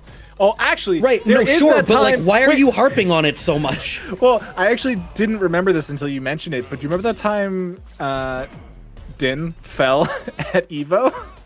Oh my god, Or yeah. was it CEO? No, it was Evo. Yeah. I did forget about that. I was like, why are you harping on tripping and falling so much? Like, did this happen to you and you just haven't shared it yet? Oh, not me. No, I don't go on stage that often. Although, Brad, I don't know if you know this, but I will be on a stage coming up soon at PAX East. Shout outs to Dan Cravat. We are going to be on a panel together at PAX East Thursday at Very 4 p.m. exciting. I can't wait for it. Are you coming up for PAX?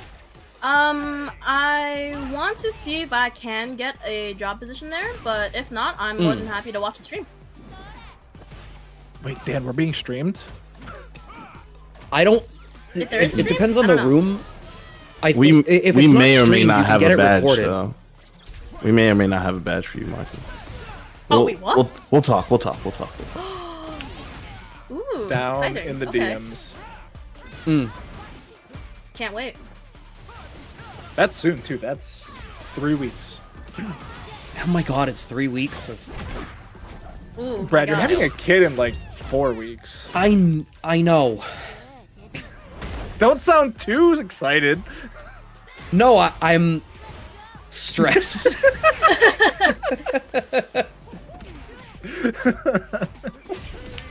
I'll call a spade a spade. I'm like, in 1 more month, I get to stop sleeping. Implying that you're sleeping now, which we all know isn't true. My sleep I'm schedule trying. is fucked up. It is bad. Yeah, but you're 19. All those late tournaments. That's It's not even just that. No. My sleep schedule is fucked up to where, like, okay, I'm really weird, so I can function perfectly fine on 2 to 3 hours. I'm a-okay with that, no problem. 6 to 8 hours is where I wake up swinging. I will, like, wake up angry as fuck. I'm ready to throw hands. My regular amount of time that I sleep without school or work or anything like that to where I can function the best, 11 to 12. Sometimes more. That actually does more. sound like everyone I knew at 19. Yeah. like at 19, just- I was staying up for like 3 days at a time watching League of Legends tournaments in Korea. Like, Yup, I was Just the watching other StarCraft day- Brood War. Just the other day, I slept for like 15 hours. when I we do that. drove to Combo Breaker, we got in Thursday, and then I slept for like 22 hours. And then went to the Jesus. rest of the After event. When I got driving back for from- 26. When I Yeah. got back from CEO, I slept for 18 hours, but that's because my airline fucked me up and I was like stranded in the airport. Oh yeah, I heard that happened to a bunch of people that year. Oh yeah. Wait, Yeah, there is was like a Chucky storm or Sideshow something. one of your people, Brad? Or do they know? Yeah, so what up, Chucky? That's one of the guys that I like came up playing in like the 1819. We played at friends' houses in Everett, basement tournaments, and then the local community after that. 19, hundreds. Got him. That's what I was thinking. Yeah, we had this one game. It was called Shadow Boxing. It was marionettes, but you had to call out the finishing moves. The life my bars God. Yeah. were paper that people just cut every time a hit landed. Yep.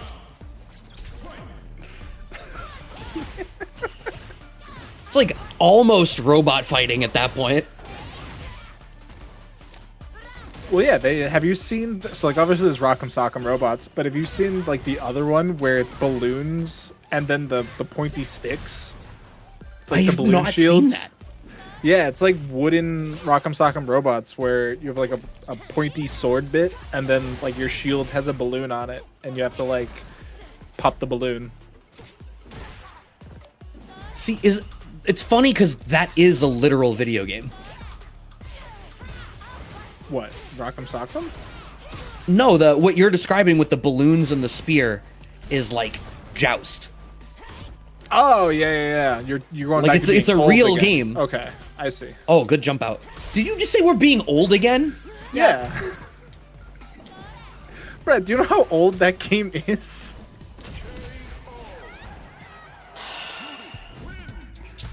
I didn't think I was gonna sigh this much tonight. Oh wait, did I? Wait, what? I'm pretty sure. Yeah, you won the set. Won. Wait. Yeah. Oh, shit, sick. I was too dialed in on your conversation. I was like, oh, that's kind of cool. Let's My listen to the bad. old men whinge about being old while I just beat up on this random select player. I have to be grateful for my youth somehow. Oh, Dan, you were, the you were ability to never able to be multitask. old in peace. Although I actually don't know who's older, me or Dan. I think me. No, I think it's Dan. Oh, that's right, because I was the youngest before Yeah. Yost showed up. That's what it was. Yeah. I forgot. Jeez. Who did I Damn just go up Yost. against? You beat Mr. Madgear. No, I'm looking at the scores Old and make Street sure Fighter they're Five correct. Abigail player. Yeah, I think it was him, then you. Cool. Yes. Yeah, he won the first game because he won with. Yeah, he won with DJ. No, he won with Jury. Fucking DJ. He won Oh with yes, Mira. sorry. Yeah. Yeah. Random select. It's wild that there's so many people who have like managed to play random select and carry that up in the leaderboard. That's just nuts That's to me. impressive. Yeah, I mean, can really it's- play it's- one character. Yeah, it's I a thought small about enough picking up roster. Yeah? Like modern Chun, I thought about picking her up because she's like stupid with modern, but I don't know. She's really good.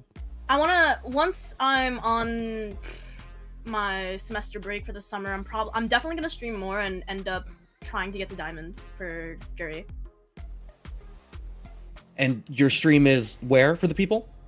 For the people that wanna talk shit with me, you can find me on Twitch, _. Thank you very much. Ooh, underscore at the end. Underscore Okay, at the end interesting because choice. somebody took Marcymania. Do they actively stream? It's been abandoned for 7 years. Ain't that a That's bitch? Yeah. Brad, speaking of old people, what are your thoughts on going from the XX in a username to now underscores? Do you know how mad I am that not only do I know what you're talking about, but I was immediately like, how do I feel about it? And had to started processing the question legitimately. Oh my god. That's like asking me, like, how do you feel about the fact that emo culture has come back around? And it's like, I'm torn. I never left my 'cause middle I school love... emo phase. I never left my middle school emo phase. I will fucking Because say it was that 2 much. years ago. Shut up, asshole! That's what I'm saying. Like, your middle school emo phase was my emo revival. Brad was thinking about going to the When We Were Young tour during your emo phase. Like, that's a throwback for me.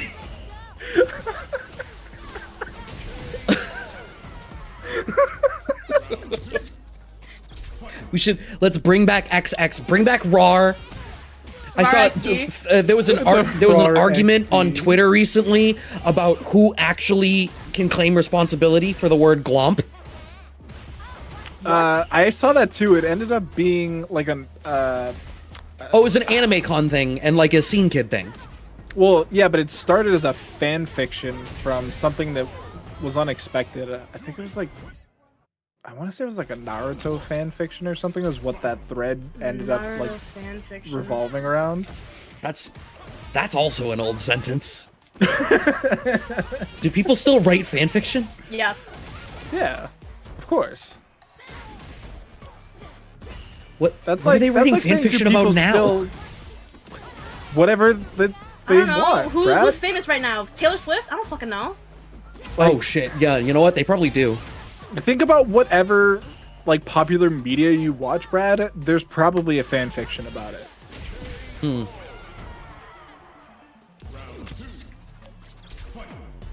Like, actually, your Critical Role has fan fiction about it, guaranteed, 1000%. That's fair. Yeah. That's fair. The nerds never left. They just got old. Well, they got old, but also invented mediums that are mainstream now. I mean, God, I remember when don't Twitch think was Justin TV. I don't think the nerds invented fan fiction, Brad. I think that's. Oh no, not fan fiction. Come on, let's not give us. Well, you know what? Actually, I think there's an argument to be made that nerds did invent fan fiction. It's just eons ago.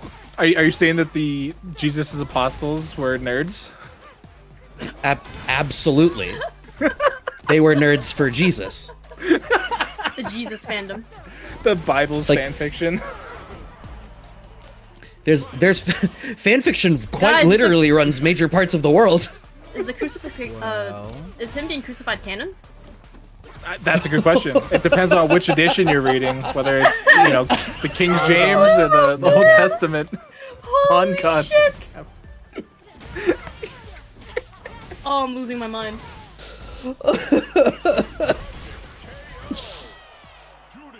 Actually, so on a similar vein, I still remember being in English class in my senior year of high school, and my English teacher she did what she called Socratic seminars, which basically meant she split the room down the middle. Fucking god, those. Okay, you're familiar. Yes. So we read Beowulf. Almost everybody ends up reading this. It's an English classic, and she had us talking about it for days, and you could just see her at the desk like, get there. Please get there. Figure it out. And then finally at the end of day 2, as the bell's ringing, she's like, you haven't noticed one guy dies, and then his 12 closest friends go around the world and tell his story at the end of it? And we were like, no way. And she was like, yeah, they injected Jesus allegory into this old story, and that's what made it pop off. So Beowulf is Jesus Christ fanfiction. See, so as somebody who never read Beowulf, this is news to me, because I've only seen the movie that had Angelina Jolie in it. Yeah. That was fan fiction of somebody who didn't like Beowulf. I know, but yeah, no, that was not a book we read. We read V for Vendetta, but my really, yeah, my senior year was also an existentialism class, not so much raw English. But yeah, we read the original graphic novel of V for Vendetta, and then watched the movie, and then had to like compare and contrast and all that fun stuff. But yeah, not Beowulf. I would have enjoyed that a little more than some of the stuff I had to read in my senior year. Did you get to watch the like 1990 Romeo and Juliet with like Leonardo DiCaprio and stuff like that? We did not. We did not watch that. We watched that in like sophomore year or something. I just watched that with Anna. Movie kind of slaps. Kind of crazy. It's a classic for a reason. All right. Unfortunately for me, I've never been a movie person ever. Really? No. So you're more of a book person? Yes, I will always affirm that books are better than movies. But one of my friends hates the fact that I've just never seen any good movies. Like, I just watched Deadpool for the first time like last week. You know the third one's coming out in like. I know, that's why month. we were watching it, because we were like, yeah. 'Cause there's a we're whole watching other this one in after theaters. that. You're joining us. Yeah, like there's a second one. You know, there's still more to watch.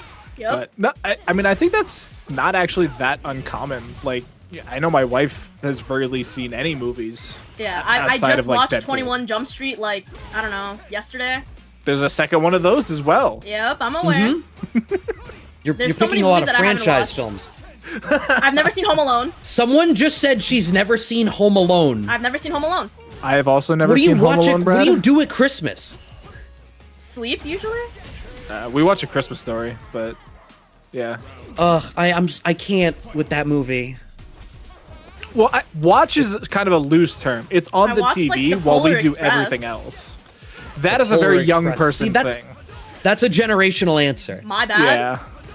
No, No, like, that's not a criticism. It's just legitimately, telling. it's a generational thing. Like that movie. That movie came out later for us, I think, Brad. Yeah, I was too old for that movie when it came out. My younger cousins all loved it and watched it all the time. But yeah. Oh my god, I But- keep looking. Yeah. No, never seen Home Alone. Any of them. Never seen Home Alone, yep. See, I don't want to start pulling at this thread because I feel like I'm just going to get surprised at the things you haven't seen. Just assume everything has not been Assume, seen. yeah. Right. Like So that's what, how I uh, treat like- situations like this. So what do you like to read then if you're a big reader? Like what is it that you're going I for? actually... Alright, I am a very big fan of comics. I like manga, manhwa, Korean comics usually. I like true crime books. I also, sitting next to me right now on my desk next to my PC, I have the entire collection of Twilight. Okay. Talk about generational media. Listen. Why do you... Okay. My name is an Adventure Time reference from the Vampire Queen Marceline. I really like Twilight. I enjoy vampire movies and shit. Like, it just kind of makes sense, you know? Like, the ring What's that I your wear on my favorite left index representation of a vampire? finger- My favorite representation of a vampire? Morbius. Oh my god. There's Can we get him off comms? I Can we attest please get him off comms? there's almost a real movie in Morbius. There's like almost a real movie. They didn't know what it was, but there's almost a real movie in that movie. Nobody knew. Oh my god. But sorry, best version of a vampire. I need to read more vampire books. I actually can't really say. I'd probably say... There was one book that I read that was a version of Dracula that I really liked. I just don't remember what the title was. But I'm a huge like so I'm a huge hopeless romantic. You give me anything dealing with vampires and romance, I'm folding like a lawn chair immediately. Oh, okay. Mm. Have you seen that 30 type Days of of like. Night? I have not. Ooh, oh my god. It's maybe one of the best vampire movies I've ever seen. It's so good. It's insane. But it is not romantic at all. This is No. the first I've ever heard of it. So. It's like a horror movie. Oh, that's not for me. I really then. like horror movies actually. It's mad There good. you go. Favorite horror movie? We're in the Favorite Mad horror Libs movie? section. The latter portion's almost over, so it's like gotta rapid It's- fire some of these. It's actually officially over, but yeah. Oh wait, it's close. So should we not start the game then? No, you can start if you have if a match. the game was already yeah. matched, then you Okay, you cool, play cool. Yeah, you finish it up. Favorite horror movie? Ooh. I actually... Matchmaking error has occurred. Horror movie? I'd say... A good horror movie that I watched recently was The Orphan, I think? That was a good movie. I Ooh. watched that around Thanksgiving. Aren't there a few of I also those? recently watched the new Saw movie. There's another one coming out, I'm pretty sure, but that Saw movie was good. Are Saw's haven't, horror movies? I thought those were just kind of like, what's the word? Gore? thrillers. No, yeah, gore something. What's the word?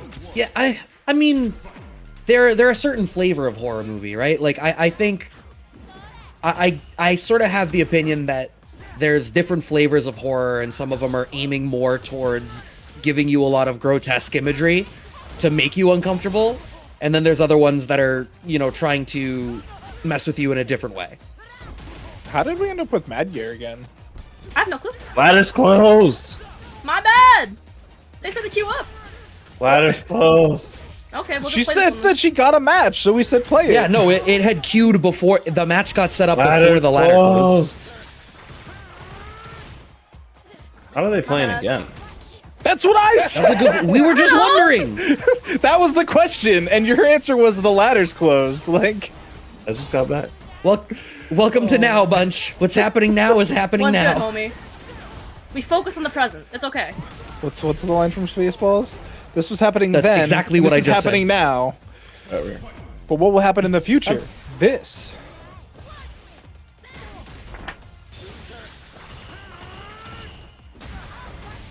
God, that's such an old movie. It really is. That one's like legitimately old though. Like not even like memes. No, I mean it absolutely is. Okay, so vampires. Okay, so have you seen the movie Warm Bodies? No. Oh my god, that's a zombie movie. Wait, shush. I have not. So, I have found you your next favorite movie. Oh Okay. my god. It I is. feel like you're biased, but okay, I'll take it. I'll deal with it. I'm not biased.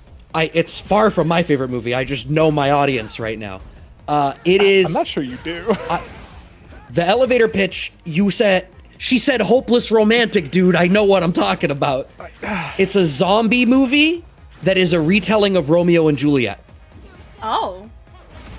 So Interesting. a zombie falls in love with a regular girl, and like the zombies have to like re-find their humanity to be together.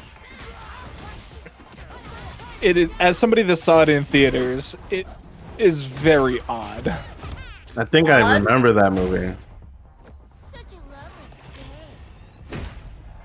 It's like, it's not subtle about how much it's Romeo and Juliet either. Oh. Oh my god. That Oh, normal's so I already insane. know how it ends. Yeah, but just because you know how Dan a asks, story is this ends, satire Bunch. like Sharknado? No, this was like, I think this was like a genuine article that someone was like, Yeah. we're gonna make a zombie movie, but instead of a regular zombie movie, it's a hopeless romance That's as crazy. Yeah. Romeo and Juliet. But different than. I'm like, sorry, but I will always. I have to maintain the belief that Shakespeare, it's always meant to be performed, not read, because I can never read another one of Shakespeare's plays, man. After high Oh, school, they're I can't so do it. bad. My They're brain, tough reads. My brain. Did It's the your same thing with schools? philosophy? Did your schools try and get you to read it in the Old English? Yes. They tried to make us read it in the Old English, and then we had to translate it with our own Brain. ideas. Yeah. That's Oh. stupid. When you say the old English, you mean how he wrote it? Not how he Like- wrote it, but like the older translations. Essentially. Like literally the Old English, like words. So like our school at least had a book where like one was like the modernized English, and then the other one was like ye olde English, and was like all the old terminology and things like that. And I I went to a public genuinely school, don't- so generally reading levels were not very high. I On a good am day. like actually trying to good figure day. out which version of them that I've read then, because I remember reading a version where one page would have the page of the play, and the page next to it would have like a key of like, this is what this word means, this is what this thing means, this is what he's talking about here, this is the reference that he's making. Sounds similar to what I'm talking about then, but yeah, no, plays just can't be read. How are we still getting matches? What is going on?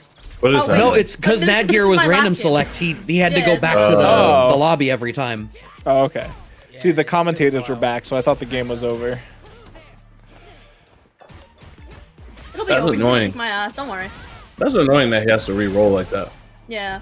It should just do it automatically. Did it that way in 5? It automatically re-rolled you, didn't it? I'm not I sure. think, didn't it re-roll you every round? Or was that only if you played 11? Yeah. I think that was if you played 11. I don't know. Somebody go back and check the VODs on YouTube. I don't Find think it one where re-rolls Punk you. was playing. I don't think it re-rolls you every round. I never played it, so I genuinely don't recall. Maybe every game, but not every round. Because you have to pick your V trigger at the beginning of the game. Oh yeah. Not if There you we played go. Yeah, so it 11, probably did but re-roll yeah. you. Okay, now it's done. Ooh. Ooh. Revilo saying in the chat, 11 didn't roll every round. Yeah, that I think you're right. That was so long Or at ago. the very least, I trust your perspective more than mine, or recollection. Or anybody in this call, really. But Yeah. I think it's funny that Dan called Sharknado satire, and that's like one of Camilla's favorite movies, Brad. Is it? Oh, she loves bad schloppy B movies. Look, everything that I'm discovering Sloppy? about Marcy's taste in Sloppy's media crazy. tells me that she and my wife would probably enjoy the same films. Do you want to know what my comfort movie is? Like on a What? like. My comfort movie, when it's like I'm having a rough day and I just kind of want to turn my brain off and watch a movie, it is another Cinderella story featuring Selena Gomez. I can imagine the face you're making right now. I mean, you can I see don't it. know It's the on film. stream, but I've never heard of it. So I'm just It like, is- it's very much not what I would have expected. It is my comfort movie because it's based around dance, and I adore that movie. I remember a lot of the voice lines by heart. Okay. that tracks. Wait, were you one of the dance people that loved like the what were those dance movies called? The Shake It Up or Like Step whatever. Up? Yes. Step Up. Yeah. Yes. That's Oh yeah, I was gonna say, I'm like, So, what's really funny is most people don't expect this, but when people ask me about my dance history, I'm like, yeah, I am mainly a hip hop dancer. However, I was classically trained in ballet for 4 years in high school. I did ballet and modern and some contemporary here and there, but people don't expect the ballet very much. of the dances I know, that's a pretty standard thing because it's like you get in with one thing, but then It's like a when you have foundational your thing. performance, Yeah. like then you get your performances, and then you Yeah. start branching out into other Yeah, other but- genres and Right. things like that. Yeah, but I've had some people tell me like, "Oh my god, you don't look like a ballet dancer." I'm like, "Yeah, thanks. I know. well, Cool." you don't go walking I around also- on your tippy toes in the shoes. I also briefly had a stint in tap dancing. We don't talk about that. Not a fan? It all loops together. I was a theater kid. For Mary Poppins, I was a chimney sweeper. I was a tap dancer. There you go. Yep. So, but your opinion of it is clearly not particularly high. It was fun. It was fun. I actually really liked tap dancing because it was super rhythmic. I just It's wouldn't so do it again because it loud. hurts the feet. It's so loud. It too. hurts the feet. I didn't know that. I've never tapped You danced. use like different ways of moving your feet and stuff. Oh man. Yeah, I that, know like, that. fucked I've up my like joints. seen That shit I've is like so seen the gangster. shoes. Tap dancing? Yeah, it's so gangster. Tap dancing is what? It's gangster. That shit sounds cool as fuck. It sounds cool. Yeah, I mean, yeah, it sounds cool. I don't know. I've never heard of tap dancing being described as gangster. You heard it here first. I mean, All right. I've heard it. You, Bun- you've Bunch heard calls a other lot- people describe what? Well, yeah, I mean, I have, but also Bunch has also generally calls lots of things gangster. So Yeah. Fair Oh, I'm not saying it's the first time I've heard him call something gangster. but yeah, no. It's also interesting how much media has like tap dance in it. Like the show Psych, one of the main characters, like one of their big traits was that they were a tap dancer. NCIS, one of the main characters love is like a known NCIS. tap dancer. NCIS. I Yeah, loved McGee. NCIS. He's a tap dancer. It's been like a long running like thing in the show is that he's a tap dancer. And yeah, Burton Guster from Psych, very big tap dancer throughout the whole show. Today I learned. I had no idea. I wish I knew how to dance. Dancing is so fun. I have.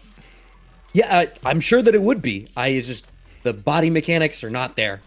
I I dance like I look like I dance. So here's a fun fact, Brad. It's a skill. So it can be learned and practiced and improved. In theory, He could have in just said practice. But I didn't. He could have just said learned, bro. I could have, but I didn't. We're making fun of Brad right now. Relax. I'm making No, we fun don't of have to you. do that. Yo, I think Doctor, what you're we a do have fucking to asshole, do. bro. What? Thank you. Thank you. Thank you. From the top rope, please. Thank you. Oh my You know god. it's bad Thank when you. Dom unmutes. That's how you know you fucked up.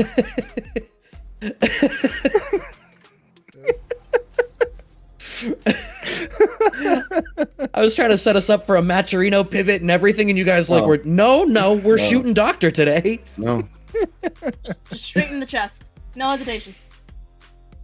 Anyway, the Maturino, you can see it right there. Mr. Mistopheles already was kind enough to enter !Maturino in the chat, which means y'all don't have to. What you do have to do if you want to contribute is click on that link, sign in with one of the myriad of social media accounts that I know you have because, you know, the algorithm rules all of us. Hey, look at that. Doctor claimed the code while I was talking about it.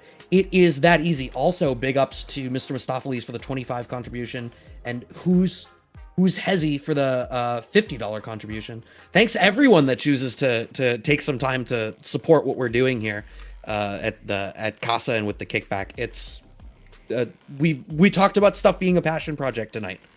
We talked a lot about what goes on, behind the scenes and the drive that you need to have as an event organizer. So it's a little bit of insight to maybe people that don't think about how stuff kind of works behind the scenes and the amount of effort that it can take to get into it. And just because that Maturino is chunky, guys, doesn't mean it can't grow bigger. Don't look at it and be like, oh, it's already at $179. Those clothes are still claimable. And every little bit counts, whether it's, claiming the code for the 25 cents, whether it's hitting those YouTube quests or the sponsor quests for, 10 cents or things like that. Like every little bit counts and adds up, and it all goes to support the players of whatever tournament you're looking at. It's not just our Matcherino. It's all Matcherinos for every event that exists. Like every little bit counts to help out these players. So if you have 5 seconds to click claim code like I just did, like, it really is that simple and quick, and it adds up.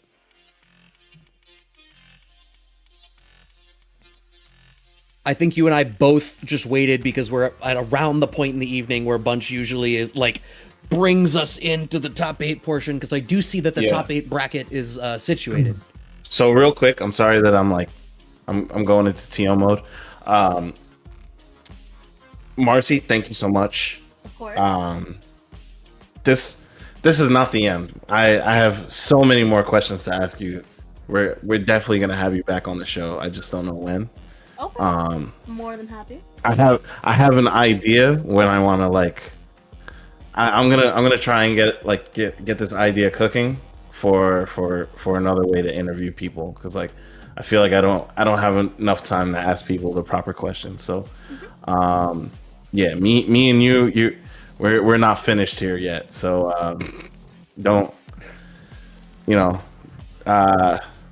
keep You also keep don't doing have the to be thing. finished tonight. You can hang No, out. no, no, I'm no. hanging out. Oh, you're chilling? Out. You're chilling? Yeah, dude. Oh, shit. Sit I right there. I literally- got top 8 to do.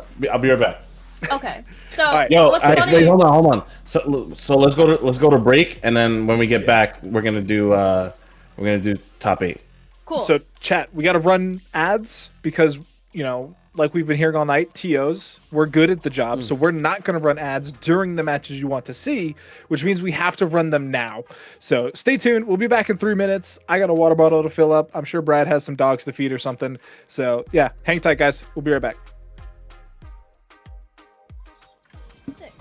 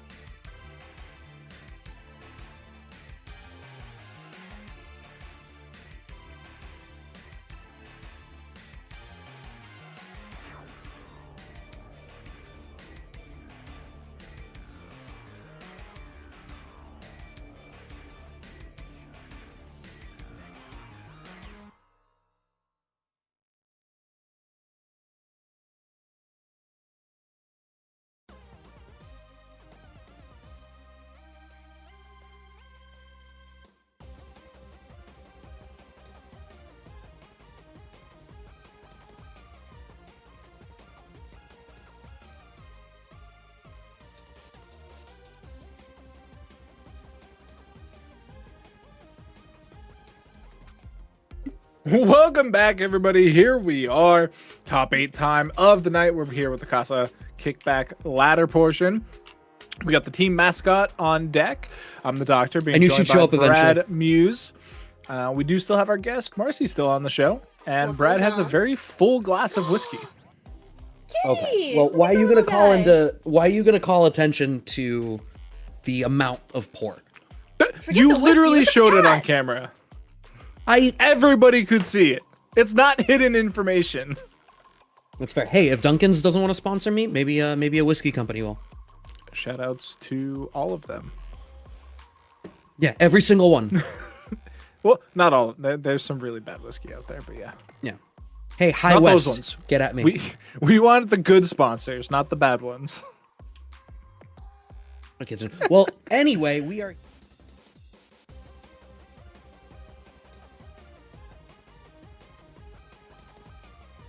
Kitty. There we are. Oh, little baby. Why'd you just yank? Oh my god. Just gripping the cat. But, so we have our first I feel like match Chad up. is very, very confused. Yeah, we actually, believe it or not, there is a Street Fighter tournament tonight, and we have our top 8 from the ladder situated. Knuckle versus High Speed Chaos, Uriel Valorio versus Fizzy Cups, Zaf versus Shine, and bringing you the final match of our top 8 right now, Noah the Prodigy versus Nate Banks. Yeah, Noah, obviously a very Casa alumni, making sure that he's playing even during Capcom Cup. But yeah, right now, still rocking the Luke. Nothing too crazy. And Nate Banks finally getting some damage back their way. Yep, and this is a tough spot to be in. I mean, Luke does such a great job of punishing you whenever you give him the opportunity to sort of play that Flash Knuckle charge game, and Noah the Prodigy able to cash out. It's still a Noah round. He ended up burned out. It just he did it in order to secure the round. It took him a little while, then longer. You have to play a little bit of neutral against Marissa. I don't think anybody's Also, ever Marissa told does a Noah really- that. Hey, actually, I wonder how Noah is adjusting to the crouching strong changes to Luke. So, you had mentioned earlier in the evening that there was a small balance patch. Luke, one of the characters, touched in it. They added recovery frames on whiff for crouching strong. It's not going to matter here, as the level 3 cash out from Noah ought to be enough to close out the round. And indeed it is, with a perfect to give him game 1 here in the first set of the evening. Reminder, top 8 is first to 3 now. So you do get that extra potential game to maybe claw something back. but- Ooh. Oh, man.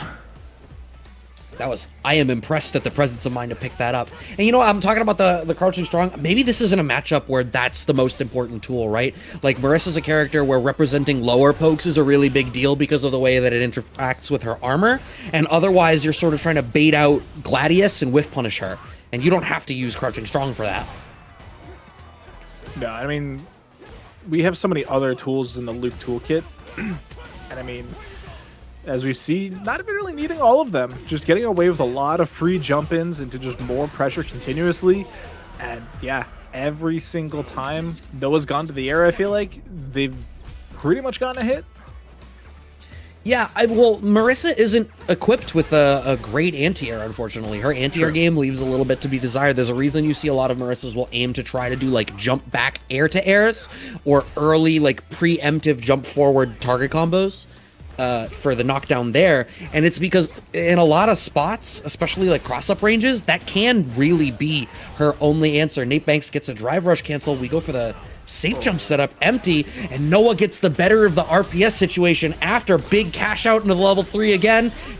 It's a rerun, baby. That will do it. Everything except the P. And so far, I do want to give a shout out to Nate Banks for... Oh, wow. Actually not done yet. Still has a... Never mind. Okay.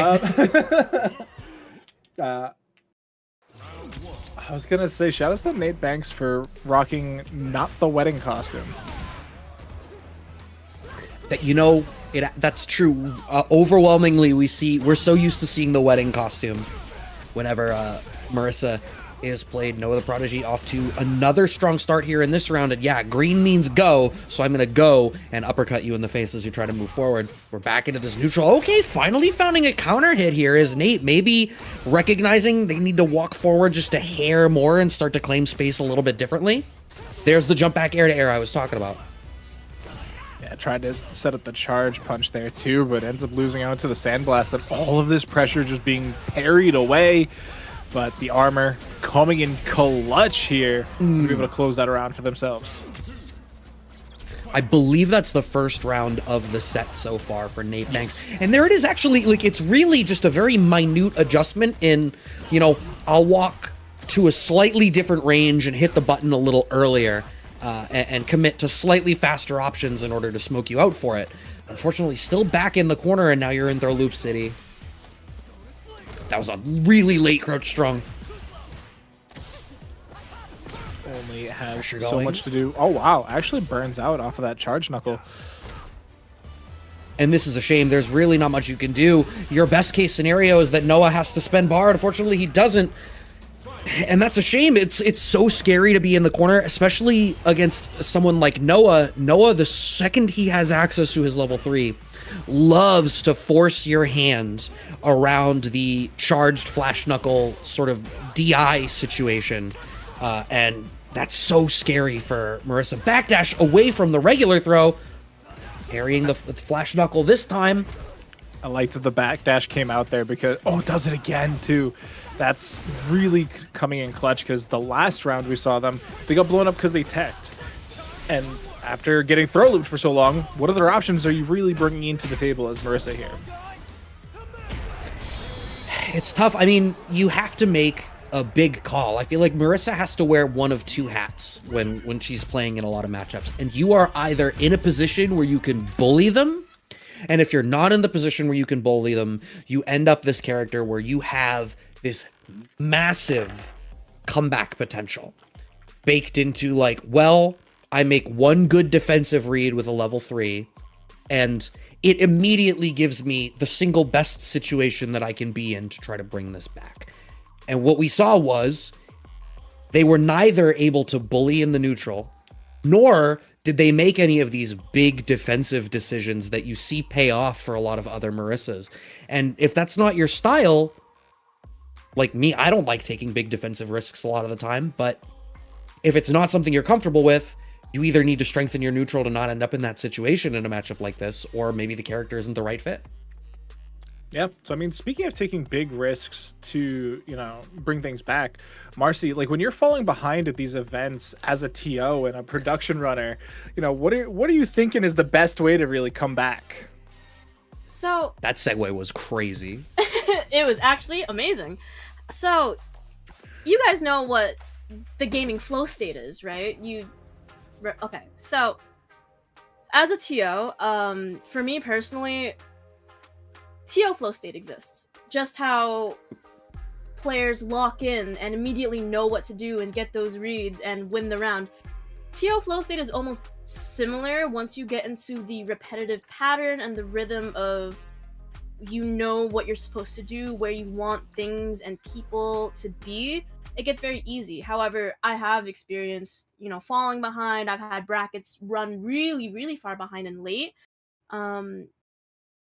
The only way I can really get back on track is just put on the best face that I can for those players, because of course it's their bracket and nobody wants to take fucking forever, you know, 3-hour bracket for what, like 20 people? It sucks. So Yeah.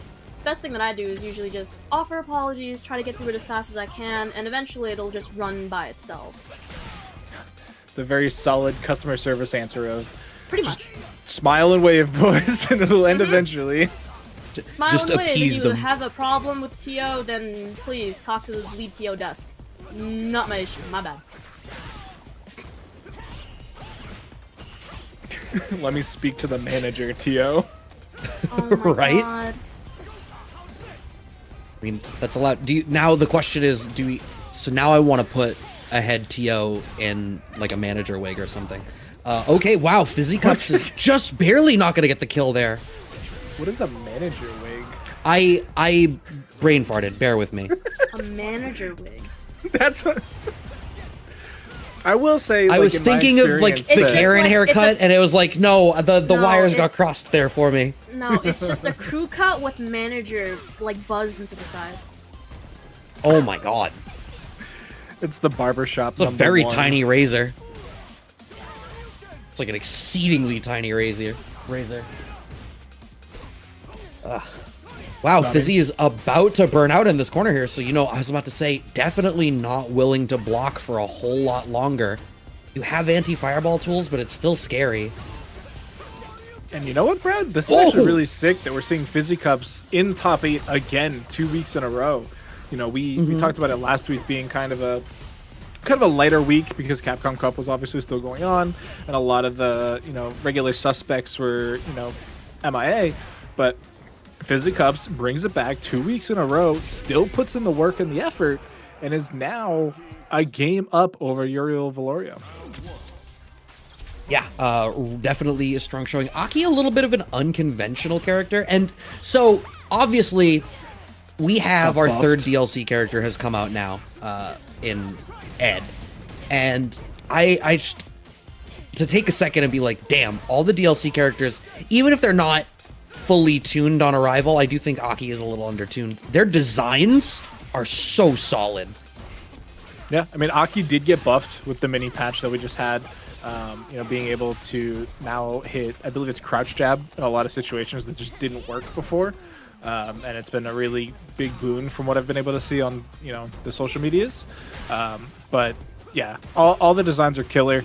Outside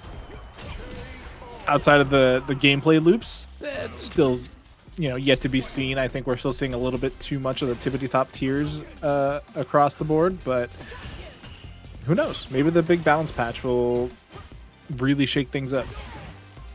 Yeah, I think for the most part, I feel like this game is pretty well balanced. I think the characters they touched at the top, I think were reasonable touches. You didn't need a whole lot to clamp them down, and there's not a whole lot of characters on the lower end that need love. Maybe there's a few more that could have gotten something minor at least, but I think for a year one, we're in a pretty solid place. Fizzy Cup's also sitting in a solid place, even though they've eaten that wake-up reversal out of Uriel Valorio. But despite being in burnout, 3 bars, any touch would kill against Uriel. So Uriel is actually not in the position to let off on this offense at all. Oh, but they're actually going to be able to close out this round. The only question is, how much do they want to spend for it? And they're just going to spend it all.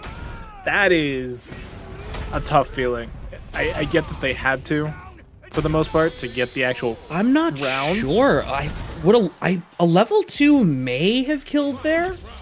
See, the may is where it comes, though, Brad, because it's like, I could get a kill here, but if I don't, now we're both in burnout, and I have to deal with Aki. Yeah, I mean, it's an informed decision, right? There's an argument to be made that Fizzy Cups is in burnout. Any hit would kill on chip. A level 3 is coming out here for Fizzy Cups, so immediately cashing in on that resource advantage going into this. Most of that burnout is gone, slowing down a hair, and Uriel actually sends OD Fireball. Oh my god, what a read on the defensive throw tech, and now Uriel Valorio has corner control, but an OD Snake Slide from Fizzy Cups gets out of the corner, and a drive reversal keeps him there. Crossing the screen there with that Dragon Lash. Not going to be enough to get anything further, though. But yeah, Fizzy Cups making some really good defensive decisions there. Oh, and we're heading back to the lobby. Doesn't look like it's a character select change. Maybe just taking a minute? Yeah, maybe just taking a breather. You know, Aki, like you said, a little bit unorthodox. We're not really seeing a whole ton of them anywhere. So, you know, deep breath, try and figure out what you're trying to get done against this character, and then head into this game 3, hopefully a little bit refreshed. Yeah, I think she can, if you're not familiar with it, she can be really tricky. I mean, Fang was not dissimilar, right? Where there's a lot of stuff where you need to sort of understand the flow of his game, and if you aren't ready for the ebb and flow of how they are on the screen, you can really get overwhelmed for it. So even there, right, like Uriel Valorio goes for that defensive throw tech in that spot, but it's like there's some matchup knowledge of that wouldn't have been important in that situation. Burnout, but Fizzy Cups managed to get out of the corner as a result, but not willing to wait it out on Wake Up. There's very little life left to play with, and Uriel Valorio has so much in the tank, manages to get the kill to close out that first round. Hoping that they can kind of build that pressure even further and start being able to take round after round, but already bleeding out here with that poison attached. Finally breaks the cycle. There's been a lot of backdash from Fizzy Cups in defensive situations to get away from throw. I think that's something that Uriel ought to clock. Maybe start representing low-medium kick a little bit more in some of the meaty situations and catch Fizzy Cups for not crouch blocking. And for the overhead, you can more safely do that in Burnout because you get those extra plus frames. And there's the wall slump. Fizzy Cups in Burnout is not doing super hot defensively. Yeah, and I think that is kind of just Aki, right? Not having a DP, you know, being forced to spend meter if you want any chance of getting out. And when you're in Burnout, you lose access to that OD coward slide. So it can be just difficult, and that's one of the complaints that, you know, Aki players have had. But when she gets her way and you're able to push people to the corner and do this, all of a sudden, you know, you're feeling top of the world. Just this is the other side of that coin. Right. It's tough. And it's actually kind of interesting because I think Ed doesn't feel dissimilar in some ways, where it's like he's playing at a really unique range. His reversal game is sort of loaded with a particular set of weaknesses, and he can potentially get overwhelmed a little bit. We'll have to see how it plays out over time. What played out over that round was Uriel Valorio continuing this reversal of fortune. Whatever he did once they went back into the lobby has been working out wonderfully for them. Oh, good bait on the reversal from Fizzy Cups, finally cluing into the fact that Uriel Valorio is doing an awful lot of active defensive decision making. A counter hit coming in clutch too. Sets up the poison on the ground. Gets a counter hit again. Oh boy. That was so wild. The meaty poison ball, like, I have to imagine that's a setup that Fizzy Cups has practiced, because the timing of the meaty fireball being parried, and you know Uriel wants to take his turn, but the jab is already there. It's like a meaty on a meaty. Yeah, I mean, the meaty fireball in this game has so many solid uses.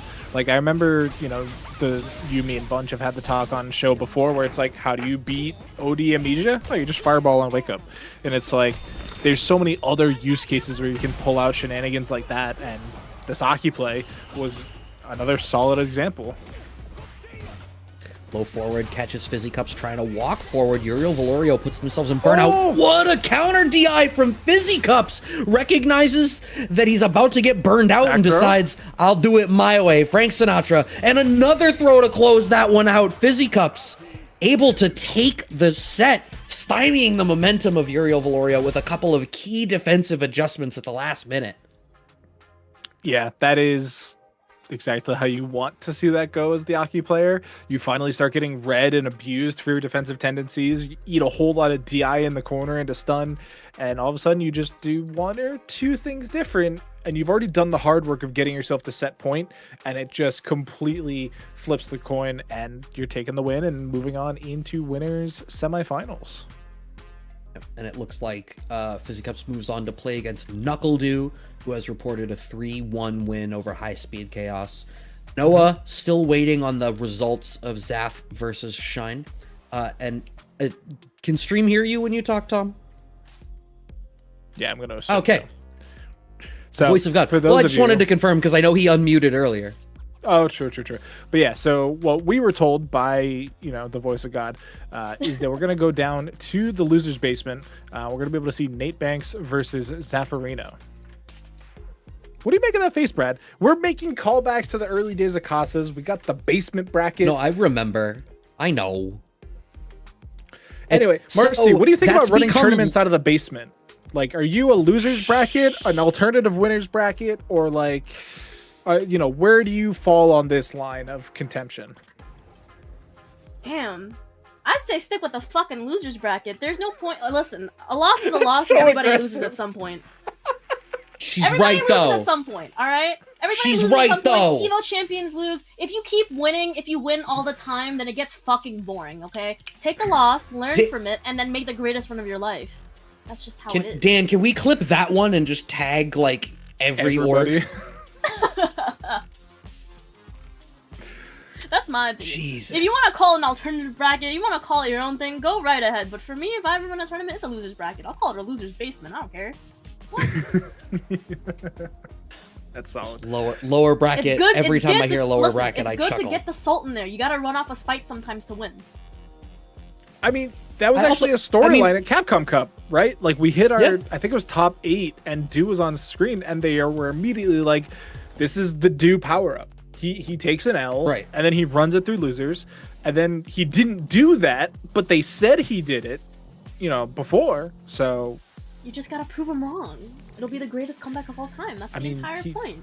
he proved them wrong of them saying it's a power up. But yeah, Oh boy. It's a negative times a negative equals a positive type shit. I'm not good with math. You guys can handle that.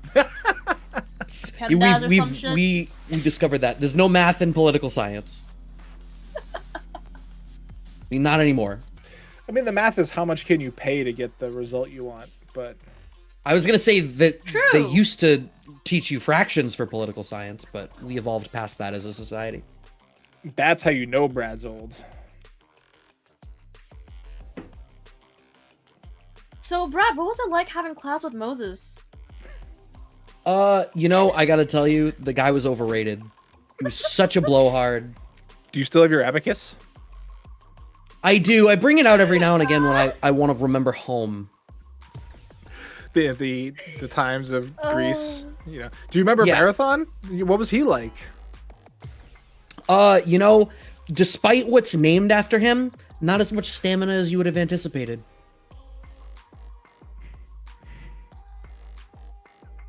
Do you understand the layers of that joke? I do know the story of Marathon, Brad. Yes. There's even more layers. That's a really stupid thing for me to find amusing about this evening. For those of you just joining us, this is the Kickback, brought to you every week by CasaBunch. We have concluded our ladder portion. Doctor and I are taking you through the top 8 of the evening. Marcy, our interview guest for the top portion, is still here hanging out with us this evening. And I wish I had thought of a clever transition question. I do have a question. Never mind. Undercutting my own stuff. What is that At question? what point should we be expecting that stream setups will have costumes? Costumes? You got... You got costume money? He knew! He knew the question! Damn. You got costume money, son? So, I mean, we can take that topic a second, a step further, right? And be like, well, if that's the case, well, if we're working more, if the community is becoming more and more legitimate, if we're doing more and more work directly with, higher level organizations and getting more money into the community, should there be an expectation of certain things being afforded to us in order to be able to operate these things? This is a question that I guess you get to ponder while we go through this match. Yes, it is Nate versus Zaffarino. Zaf still playing the Jamie, another character who got a little bit of love in this patch. They gave him a drink off of forward throw, and they made it so that his level 2 doesn't reset your drink gauge back to 0 unless you were already at 0. Yeah, and I mean, Zaffarino, has been a Jamie player. Was playing Jamie when the game first came out. Has been, having... I don't know if I want to call it a character crisis, but they've kind of fallen out of love with the Dawson that they were playing for so long. And so we've been seeing the Jamie for a few weeks now. And so I can only imagine they're feeling great with the buffs. But this is still a Marissa. So still going to punch your lights in. Well, what's good is Jamie, does have those super solid lows. And 2, his standing medium kick is a fantastic with Punisher. So if he is able to inspire a response out of Marissa, he should be able to... There it is. What did I just say? I was also going to mention the standing heavy punch. I mean, triple hitter, breaking armor, breaking DI. It's just another tool to the belt. Now, see, I didn't even think it warranted mentioning, because it was like, he already has the tools without standing heavy punch. Empty jump gets smoked by the full charge on the Gladius. Lots of parries coming through. Even still spending the drive reversal. Woo-hoo-hoo! Wow, Holding up. what a call out on the... It was like, you're going to throw? Yeah, I can shimmy by going to the skies. 3 bars apiece. When is Nate Banks going to choose to cash out? Are we cashing out all the way? No, it'll probably be on the next clean hit so that they can avoid Kill. being in burnout. So you spend now. Oh, okay. No juggle because it did hit in the air, but now you're definitely dead as soon as you get touched if you're Zaffarino. So every little bit has to be super careful here, but you got that one drink, you get a little bit of resources, and you're dead. I think what Zaf tried to do there, because I don't think, and I'll watch on the playback, yeah, it wasn't a counter hit. So Zaf did the frame kill with the standing medium kick. And then I think the goal there was to walk back and turn it into a shimmy. But, you know, that's Zaf trying to play at layer 2, and Nate is still looking at the situation at layer 1. And that's not a criticism of Nate, it's just a statement of, like, you do need to recognize that you have conditioned your opponent enough for your really tricky shit to start to work. Oh no. So much damage on that throw. I know it's a command grab, but like it just does so much. Well, everything Marissa does so much, so I feel like her command grab, it feels like something where you don't want to think about how much damage it actually does because everything else is doing chunks, and you're like, so if I block too much, I also get hit.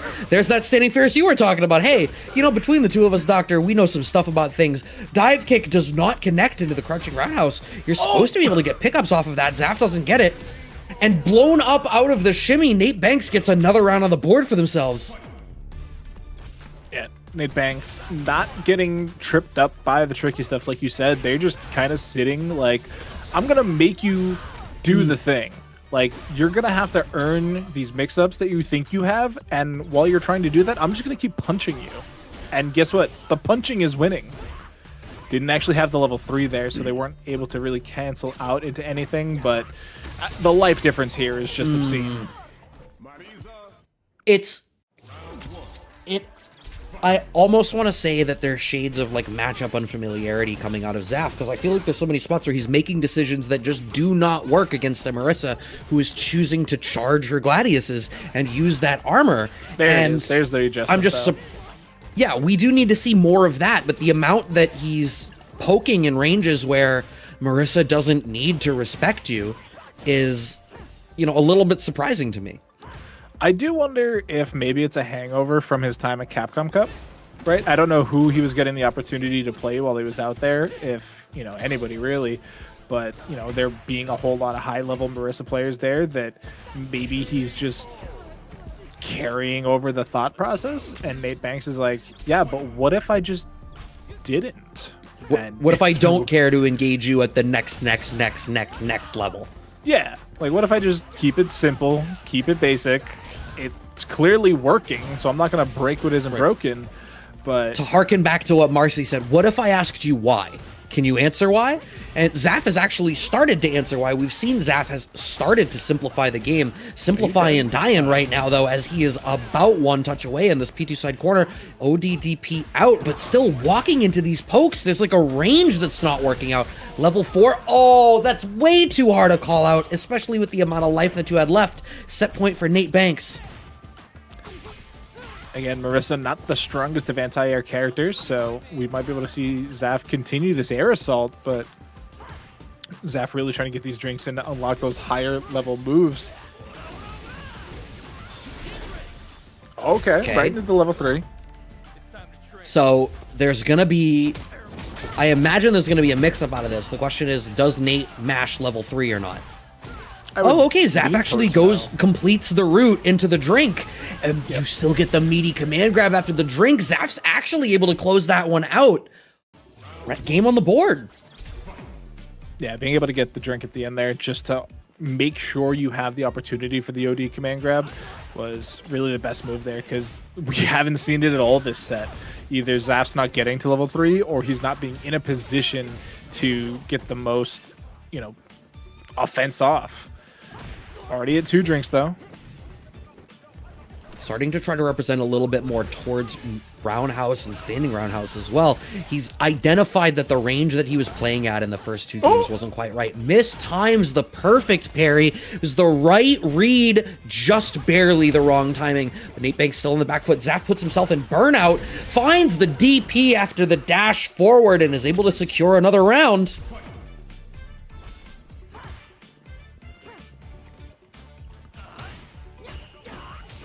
I'm pleased with how passive Zaf is willing to let his neutral be. Yeah, this is, obviously him being a defensive player throughout the years. We had the Sagat play, we had the Dawson play. Like, he definitely knows how to slow things down. And when it was kind of push come to shove and he starts slowing it down, he's able to start getting these victories strung together. But as soon as that tempo speeds back up, he has to react accordingly. Yeah, and we are on set point for Nate Banks, also dangerously close to level 3. We're going to have it, yes, guaranteed in the next interaction. Zaf has level 3 of his own, 2 drinks in the back. We're going to have to see how Zaf chooses to use this bark and put himself at level 4 at some point if he wants to, or at least force a really dangerous mix-up. Dive kick goes unchecked. That could have been huge for Nate Banks, but it's not going to work out, and we are back to the neutral. The longer this takes, the better for Zaf to get that drive gauge back. Yep, does spend a little bit immediately for that OD dive kick, but parries everything, gets a lot of it back again, but life bars are still super dangerous for both parties. Drink 3, where's the command grab? As long as you don't overextend, I think you're great here. Level 4, just let it be. Just back off. Your ground game is working immaculately. Being in burnout is actually kind of scary, and now that Nate Banks is in CA range, you can only afford to block for so long. Zaf actually needs to be a little bit more active than he might have needed to be before he went into burnout. Check with a low jab. Doesn't connect. No whiff punish on the Gladius because he's a little too far away, but the target combo! Oh my god, using the tools available to Jamie to get through that DI. Such a matchup-specific choice for Nate Banks to not be prepared for, and we are going to a Game 5. Yeah, Nate slowing down at the end there really cost them for the same reasons that you said Zaf should slow down. But, man, they just kind of let Zaf chill. And even without that, ending there, Zaf was about to come out of burnout, which would have given him a whole new slew of options with the drive meter there. But look at the tempo change from Nate. They're suddenly going all out, all fast. Oh, they tried it. Yeah, I think that pace was the thing that had been working for Nate. Because Zaf really needed to get the breathing room in order to go back to neutral. Look at the value add of getting that drink off of the forward throw. We're already seeing the benefits here for Zaf, enjoying himself a buff. 3 drinks on the table. And earning the life lead through all of that command grab still secures the life lead, but actually has an advantage in just about every sense of the word. Waiting it out, overhead, not going to work out. Goes for a perfect parry pump. We're not going to get it. Nate Banks, that was such a late tech. Oh, he's in burnout. Just punch him. Oh, the whiff punish with the towards roundhouse. Zaf is on set point, and there's been a couple of times through the set. In fact, I had just called it out that he was too far away for the whiff punish on Gladius. But Zaf already taking that moment of like, oh, you're swinging at this range? I do have a tool that works there. Okay.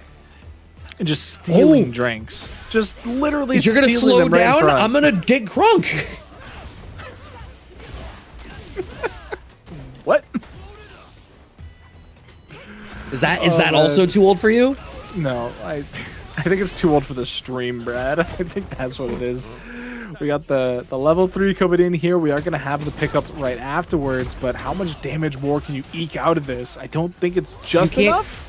Oh, I was going didn't to have say to you be. can't kill, so you have to go for a mix-up. Oh my god. What I love about that setup, what I love about that choice is it seemed like it was a layer 2 choice where you're expecting a reset, but the expectation out of the reset is like a zero-sum game. Like you're going to go for a meaty DI that's going to cause the wall slump, or you're going to go for some sort of like fast cheeky low or a fast throw. What instead happens is you're like, I have a read on what your defensive choice would be, and I'm playing against it. To sit there and go, yeah, I'm doing a reset, and I'm doing a reset, so I'm going to beat the thing that you think beats the thing. For the dive kick, wow! Sometimes Zaf's reads are just on. Yeah, and sometimes you just have that. But looks like we are going to have a couple minutes here, Brad. So I'm going to circle all the way back to the question you had before that match, and we're going to bring Marcy back in. But so Goes on. I'm going to answer Brad's question with a question. After seeing what it costs to sign up for Evo this year, do you think they will have costumes? If there's any tournament that has the bread to buy costumes. No. I would say, okay. It only so matters on stream. Here's is my okay. I understand where that's coming from. However, you do have to understand a lot of major tournaments, even ones that seem grandeur and amazing and magical. A lot of them do, Which in Evo fact, isn't. often. Evo is beautiful, but a lot of these big events do break even, and so it's a little bit difficult to say. I feel like instead of costumes, they could put the money, no matter how little it may be, to spend on costumes, of course, they could put the money into something else, like cheaper food prices, or water prices, or maybe anything, really. I feel like cosmetics aren't necessarily that big of a deal. Would it be convenient? Sure. Would it be cool? Yeah. But I feel like the money could go into something to make the tournament experience just a little bit better. I agree on that. And I also think that the developers should have a TO kind of like, not sign up, what's Package. Yeah, like if you're running a tour event, you should get the developers to either buy them for you or just have a way to unlock them for your stream account. See, I was gonna try to bring that conversation there, and then I was like, yeah, this feels kind of self-evident. So instead, I'm gonna say I hate how like reasonable all of your opinions are. What do you have a just absolutely god awful Twitter's gonna eviscerate you take about? What is your degen theory? My degen theory. Well, thank you for What pointing gets that you out about my ratioed? opinions. What gets me ratioed? I'm not. You're young, so you'll recover from any ratio that happens. Trust me. That's a good point. Probably. You have like 2 or 3 reinventions. I have questionable food opinions. I don't like mushrooms. Oh no, Oh. not those. Mushrooms that's not a questionable opinion. If mushrooms is, please tell me that's not the worst example. Do you like tacos? How do you eat your steak? Yes, I like medium rare. All right, these aren't. That's not a questionable food opinion. I don't ask me anything. I mean, I don't really know what. Hold on. Welcome to CasaBunch AMA. We couldn't call it that. Reddit owns it somehow, so instead we called it the kickback. Oh man. Top player privilege doesn't exist to me. Is that? I don't think that's a bad take. God damn it! You're making Well- me. Motherfucker. Top player privilege doesn't exist.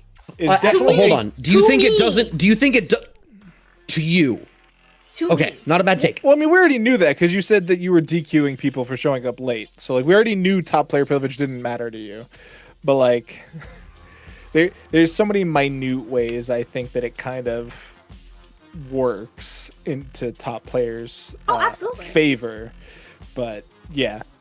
Saying that it doesn't exist to you is just like saying, like, I don't take people's bullshit. Like, that's not a take either. Right. God damn it. Give me something controversial.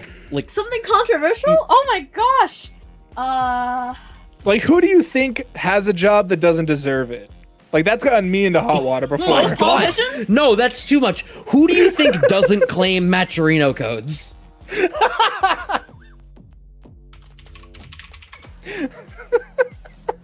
Beautiful segue. If you want to not be named by Marcy in the answer to this question, you can head on over to Maturino. I already entered ! Maturino for you in the chat. That is a hefty prize pool we have for this evening, the final day of February. And it can be more. There are still a few codes left. And as I always say, if y'all don't claim that code, it just disappears into the ether. Nobody else gets that you want to have additional money. So, if you want it to go towards people that you want to have money, go and claim the code. It's just a couple of clicks. Give me something controversial, Marcy. Motherfucker. So chat's got a question. Do you eat your chicken nuggets with or without That sauce? was a good one.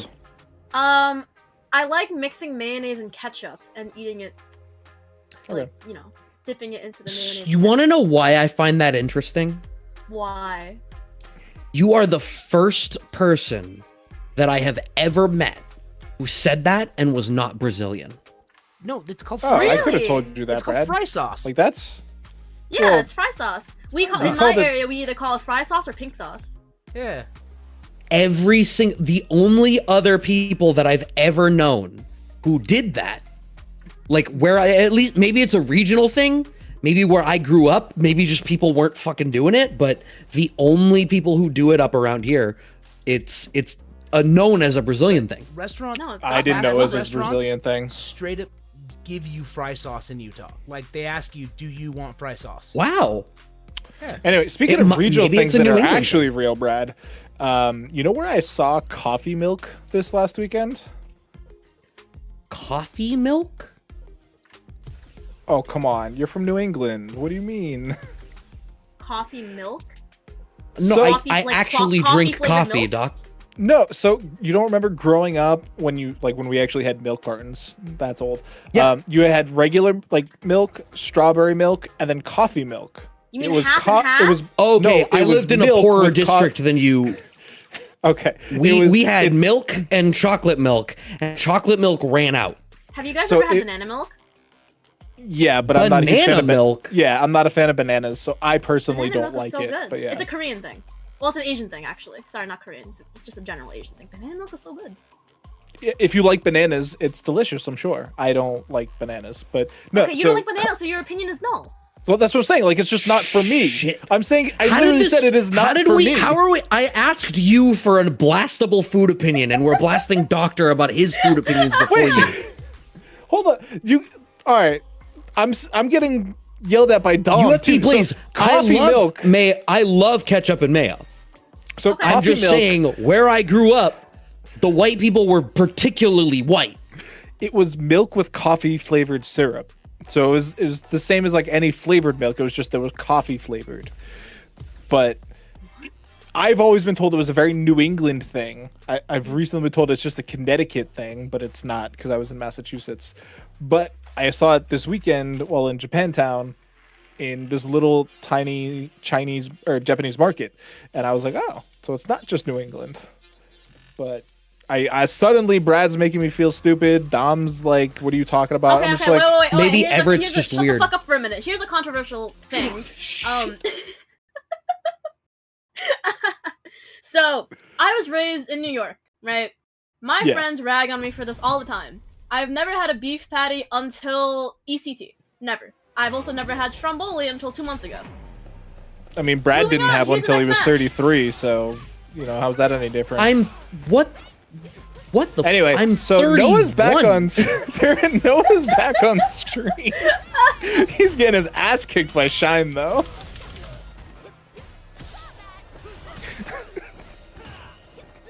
This is the first Kim we've had in top 8 for a while.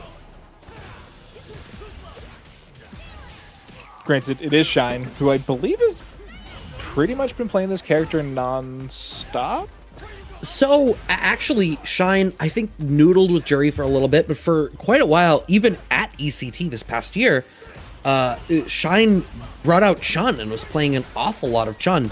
So I don't know if maybe it's, just to keep the Kimberly warm, or if it's a matchup specific thing. I don't rightly know. What I do know is this level 2 is going to be enough for Noah. Do you like how I waited just long enough to not be wrong? It's a little bit of insider information for those of you watching at home. First round going to Noah the Prodigy. But yeah, I mean, Shine has played Kimberly since the beginning, but has deviated before, bringing out that level 3 literally at the first opportunity. My favorite Yeah. way for a Kimberly to use a level 3. I was about to say this is like quite possibly the first frame it's been available, and now you're gonna have that buff for the rest of the game. But yeah, what a solid situation here for Shine. Even not feeling too great health wise, but just the buff alone is gonna do so much for him.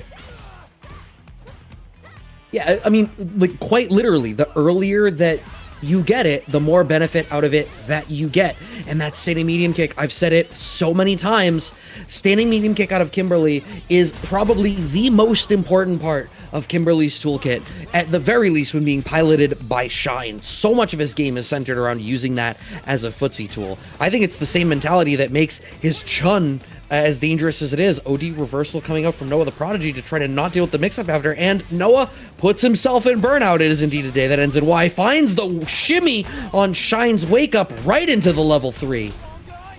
There is a very real possibility here, unless Shine just dies right now, that they could get a second level 3 in. Oh But my wow. god! Noah says, not in my reality, and closes that round out with a vengeance. Oh, what is that? Noah's just getting a jump on draining out his drive bar. That's all. Right, starters there out of Shine. That's sending medium kick. Here's the problem, though, as well. Like, Shine can't really afford to start to play defensive once he's in that position because he's committed so much of his drive gauge. He can't just choose to block. Wanted for something there on the wake up. Oh my god, wake up level 1, but Noah the Prodigy with the parry on the wake up and has not enough damage, I don't think. Actually, no, enough, yeah. That root wouldn't have gone into level 1 by that point. Yeah, the burnout, tough situation to find yourself in as the Kimberly there. As everybody who plays Kimberly, all 6 of you, were very sad to learn about that the patch did not give her an invincible reversal that she's never had One of those before. Kimberly players is in the call right now, Doctor. Why would you disrespect Dom like that? I'm just saying that she didn't get a reversal. That's all. She's never gonna. She never had one. It's okay. Oh, what is that? That was a hard-ass call out of Noah the Prodigy. Shine gets to be firmly in the driver's seat. Here's the problem, though. I actually love that Shine was so ready with the OD Tatsu as an answer for the jump. But what I was gonna say is, like, Noah has so many different ways that he can threaten with the level 3 despite being in burnout. In fact, that threat gives Shine enough pause. Now Shine back in burnout, but once again, the first frame of the level 3, we have it on the board. If Shine can close this one out, it is one more interaction. All right, just a nice, simple walk up and throw. Maybe 410. Have you ever hopped a turnstile? That's how we really know you're New York. I've done that in Boston. Can I claim honorary New York? That's not for us to decide, Brad. You gotta go. You gotta see the council. The council? Yeah, you know. Yeah, I'll hit them up. They're We on the don't deem intersection you. of 2 numbered streets. We don't give you the rank of master. You trying to turn me into Darth Vader? Oh See? my god. Shine has plenty of damage here as he has ample corner control, but trying to work his way out, not being in burnout gives him a lot of initiative here, but I actually kind of don't like him backing off the amount he has, but only did that to give Noah a false sense of security, standing medium kick, the ever-present threat, and Shine is able to even this setup 1-1.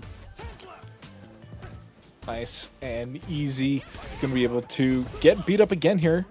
Wow, we spend so much time in this P2 corner. It doesn't really matter who's in the offensive side, but that's 3. Do we got 4?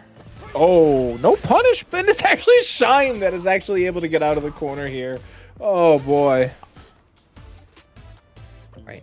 Noah playing real slow right now. It's almost like he's identified and be like, yeah, I get it. You want to whiff punish me. Well, what if I just never hit anything? I have the life lead.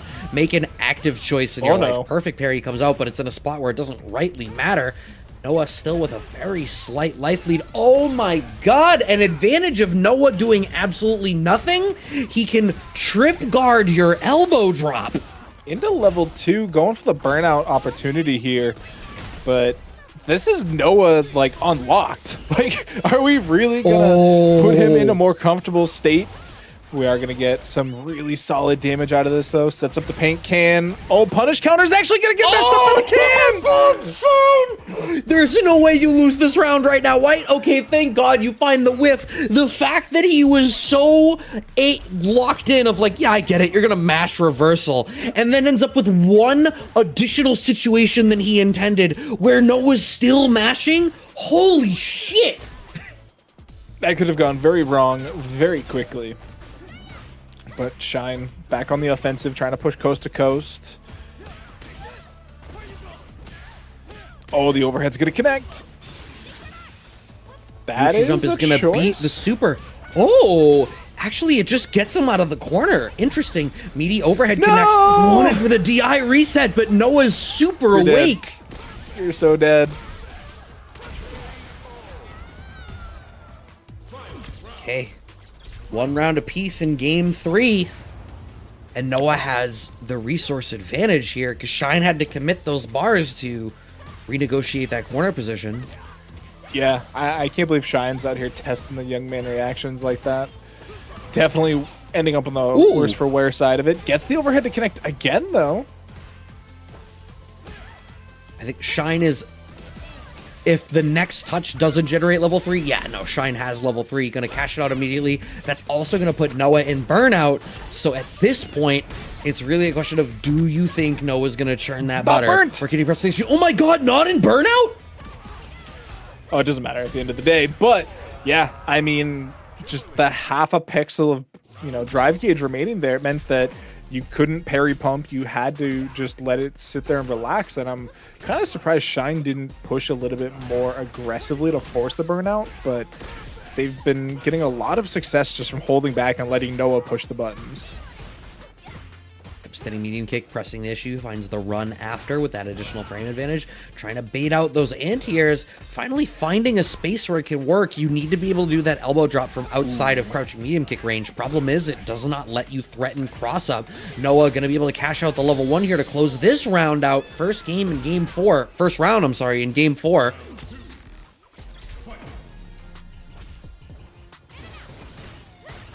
Out, finds the parry off to the teleport, and my man is churning. Oh my god. Already out of drive gauge. Not even 10 seconds in. Actually, they're pretty much both out. Shine's not long for this drive world either, but doing a really nice job keeping it contained. That DR was actually kind of crazy from just outside of the range of the Sandblast. A different choice of Sandblast. Whoa, what a left-right working out here for Shine. And we're gonna... didn't believe he was gonna get the level 3 in time. No! The paint can does not protect him. Noah finds the knockdown, life lead, set point. I'm sorry, not set point, game point. Oh, went green first. We're gonna build the the level 3, first. right? Yes, we are. It's game 5. Paint cans, bro. Actually, I don't even know what change within reason gives Kimberly more of the player pie, right? Like, the paint cans seem like they could use a buff, but like, how do you make them good without too good? They're never going to give her a reversal, so like, what else do you change about the character that like makes her more alluring to the player base, I guess? I mean, if crouching medium kick was a little bit faster, if standing medium kick was a little bit safer, like there's a lot of tools in her kit that keep her from being like that are not part of what could make her oppressive, that could be made a little bit better and help her a shitload, but not make her cheap necessarily. Dash out of the corner, Noah at the life deficit, but Noah is jumping in all of the ranges where Kimberly can struggle to anti-air. Not gonna matter though, as Shine is able to close that one out. Round on the board and a set point for Shine. First to make it to this point, does get busted out on. Is going to build to level 3 here. Cash out immediately. Needs to get as much out of this as possible. Plus, we're going to build up so much of this drive gauge back, which Shine is having a field day with. Oh, wow. Oh my god, Noah is so unafraid to spend that cash to get out of a situation, but still at a life deficit, and now Shine has gotten that buff. It's going to persist for the whole thing. This level 3 isn't even, it's not going to kill, it's not going to put Shine in burnout, but Noah had to spend it, right? You're about to lose the set, you can't gamble on the game, you need every single advantage you can conceivably get, and it did earn him enough time to get out of burnout. A life lead, Shine goes for a layer 3 read there. Trying to hang out around these sandblasts, trying to decide when to go in for it, but it's going to be Noah that goes green and gets the hit. Okay, a very slight resource advantage for Shine, and having that install already a great starter, but Noah has the positional advantage off of a strong perfect parry, cashing out pretty hard. A 50% life lead, corner control. Shine's best case scenario here is that Noah overextends, burns himself out, and gives up the game, and it's not going to happen. We have the level 2 in the back, and I think you can kill off of this. Oh, you're super dead. Yeah. You're dead and buried. So that's going to be Noah securing winners finals. I don't know if he's the first one to do it, but we can definitely head on over to the bracket and check it out. Throw that in the Twitch chat, start.gg/CasaBunch. Yeah, so I And do then- believe that they were still saving Dew versus Kizzy Cups for stream. So, See. yes, Noah is the first to make it up to the winners finals, which has me believing that Dew versus Fizzy Cups ought to be the next game. Doctor, do you have a next question for Marcy? Do I have a next Unfortunately, question? it will be the last question that I'm answering because I just realized I have to wake up at 4 a.m. For my call Oh time. my god. Yeah. Welcome to you production. did- Oh, you did right. tell us that very early on in the night. Oops. Final question. Final question for the night. Yes, sir. Where can people find you, get in touch with you, and check out all the things that you're going on? You can find me. I post a bunch about my production work, and I should post occasionally on Twitter or X, whatever you want to call it, at Marcymania. Aside from that, I stream occasionally, and I do like to talk with all of my viewers and lurkers and whatnot on Twitch, Marcymania_. Aside Oh, from you that, said you the can L find word. me at any local or regional or major in the tri-state or outside of that, because I am slowly working my way up to being international. So, that is all. TBA. That is a pretty high bar That considering is the the goal. only other international person I think in this call is Gamers8 Brad Muse. This is the goal. It's a good The goal goal to is have. to also be sponsored by an energy drink before Brad is sponsored by Dunkin' Donuts. Okay, why are you gonna make this You got a lot personal? of hands to shake tomorrow then. Like you, first of all, you have a leg up because there's energy drink people already in esports. There's no coffee people in esports unless you count was it Folgers that sponsored Brian? No, Pete's. Pete, who the fuck cares? They're also not good. Goodness. They're also super old, Brad. Like we watched Goodwill Hunting this weekend, and Pete's Coffee is in that movie. So Well, yeah, it would match his age, so it only makes sense, right? Brian's age or mine? Your age. Dunkin' Donuts is also in that movie. I'm by the advocating way. for dunks. Dunkin' Donuts Love is you, in that Brad. movie as well. Yeah, because it's in Boston. That's not an age thing. That's definitely a regional thing. Dunkin' Donuts, I've been calling you a couple of times in the last year and a half. I saw your name when Max did Twitch Rivals Killer Instinct. Why are you leaving me on red? Hey, Dunks, I've been writing. Why ain't you in calling?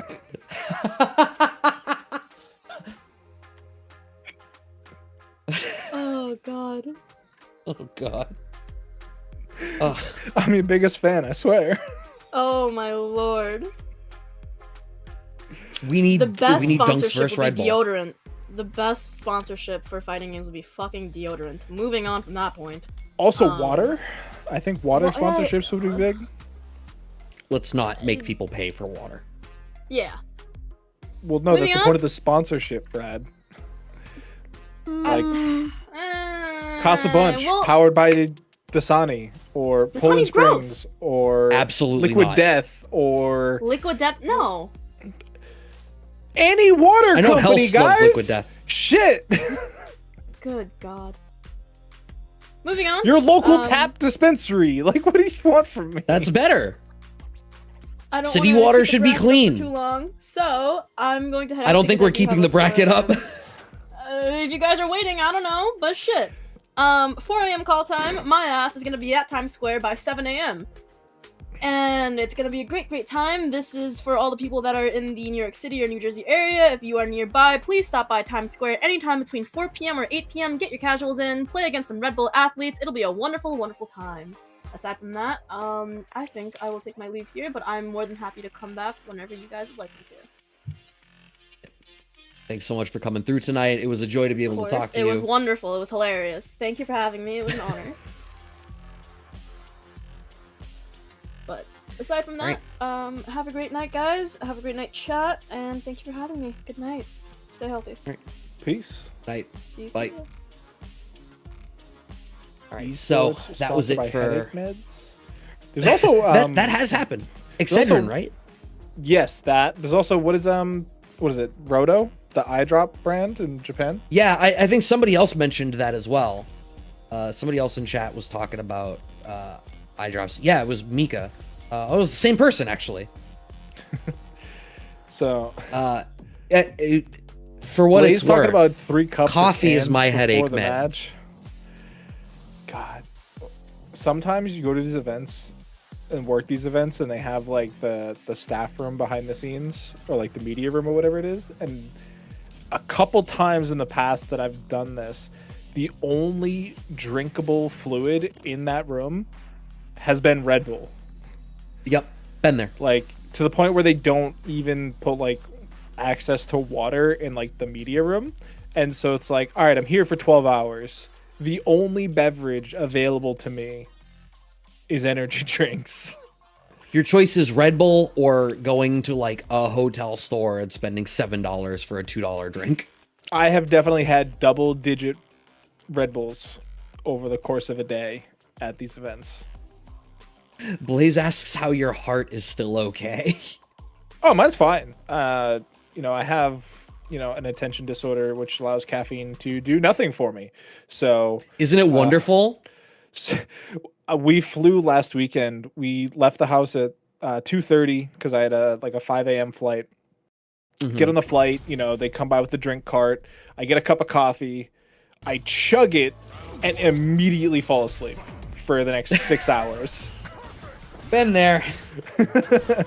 I need caffeine to get through the evening, but it's not because it keeps me awake, it's because it keeps me from sleeping. And those are differences.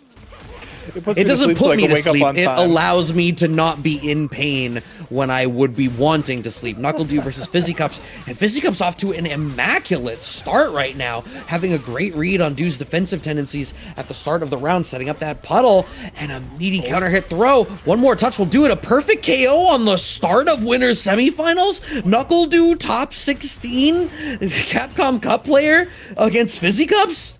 That's a really solid start. I'm trying to remember if they played last week. I don't believe they did. Mostly because I don't think Du was here. But he was a little preoccupied.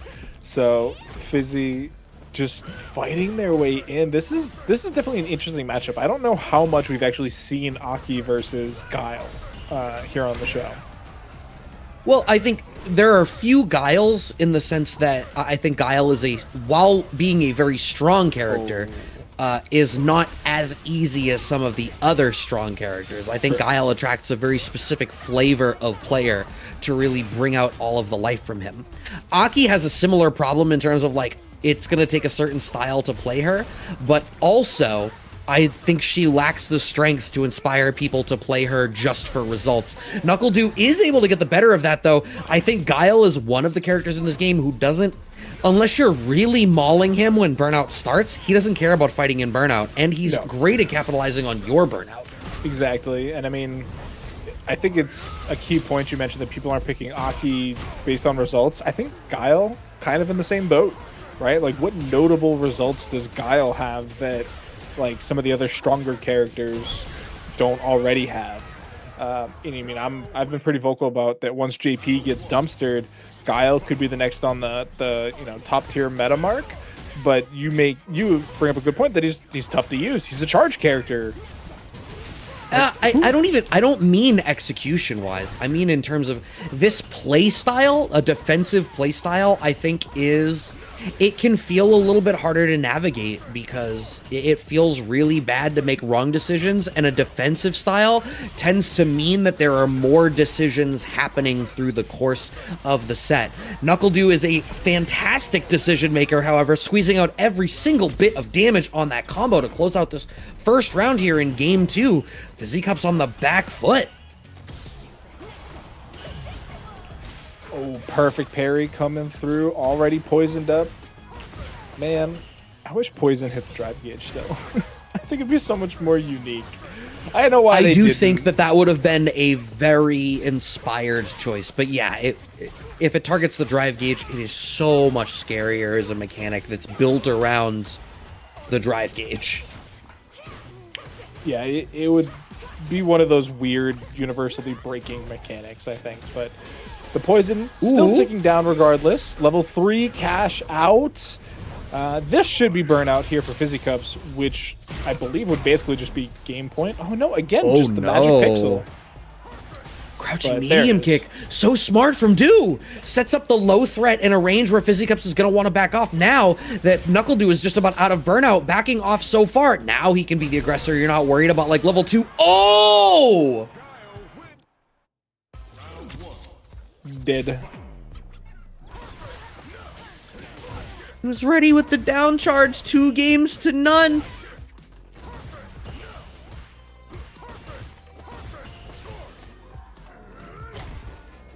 Okay, Do is very firmly in the driver's seat right now. Okay, Sonic Boom loses out but finds the parry.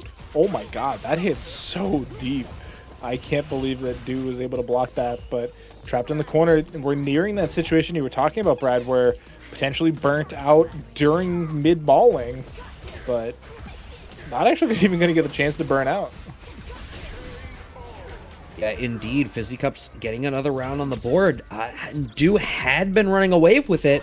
Maybe Fizzycups has made something of an adjustment here that'll be kind of important that he's going to need in order to carry forward with the set. But Dew is continuing to ensure that every single interaction leads to Dew getting some sort of positional advantage.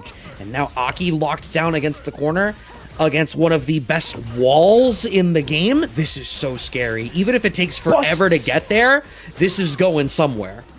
Yeah, but Fizzy picking the perfect time to press a button and gets out. Yeah, you're in burnout, but... Oh, wait a minute. Oh no, this is bad. Oh, everything's horrible. I don't think it's dead, but it may as well be freezing the burnout gauge for Fizzycups. NuckleDo getting a little bit of drive gauge back for themselves. And yeah, it was going to guarantee a situation where Fizzycups was going to get smoked out for making a single wrong choice. And Dew had a couple of guesses in front of him that he could afford to play wrong. Dew on set point to move on to the winner's finals against Noah the Prodigy. God. And has that positional advantage once again.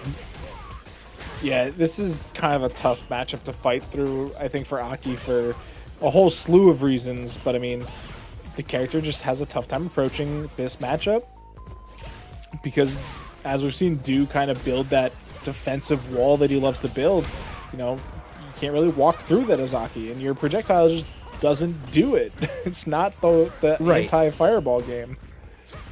Yeah, it feels like the only solution really is like a hard call out on Snake Slide, but that is so that's so spacing dependent, and it's at a range where you're not really trying to play at. Perfect parry works off for Fizzycups. Actually, wow! Counter poke through, goes for the level 3. It's not gonna work. NuckleDo to the level 1. That should secure burnout. No, it doesn't. But a meaty boom will. This is virtually checkmate for NuckleDo. Yeah, even Is he going to be able to close it out? Goes for the command jump. Yes.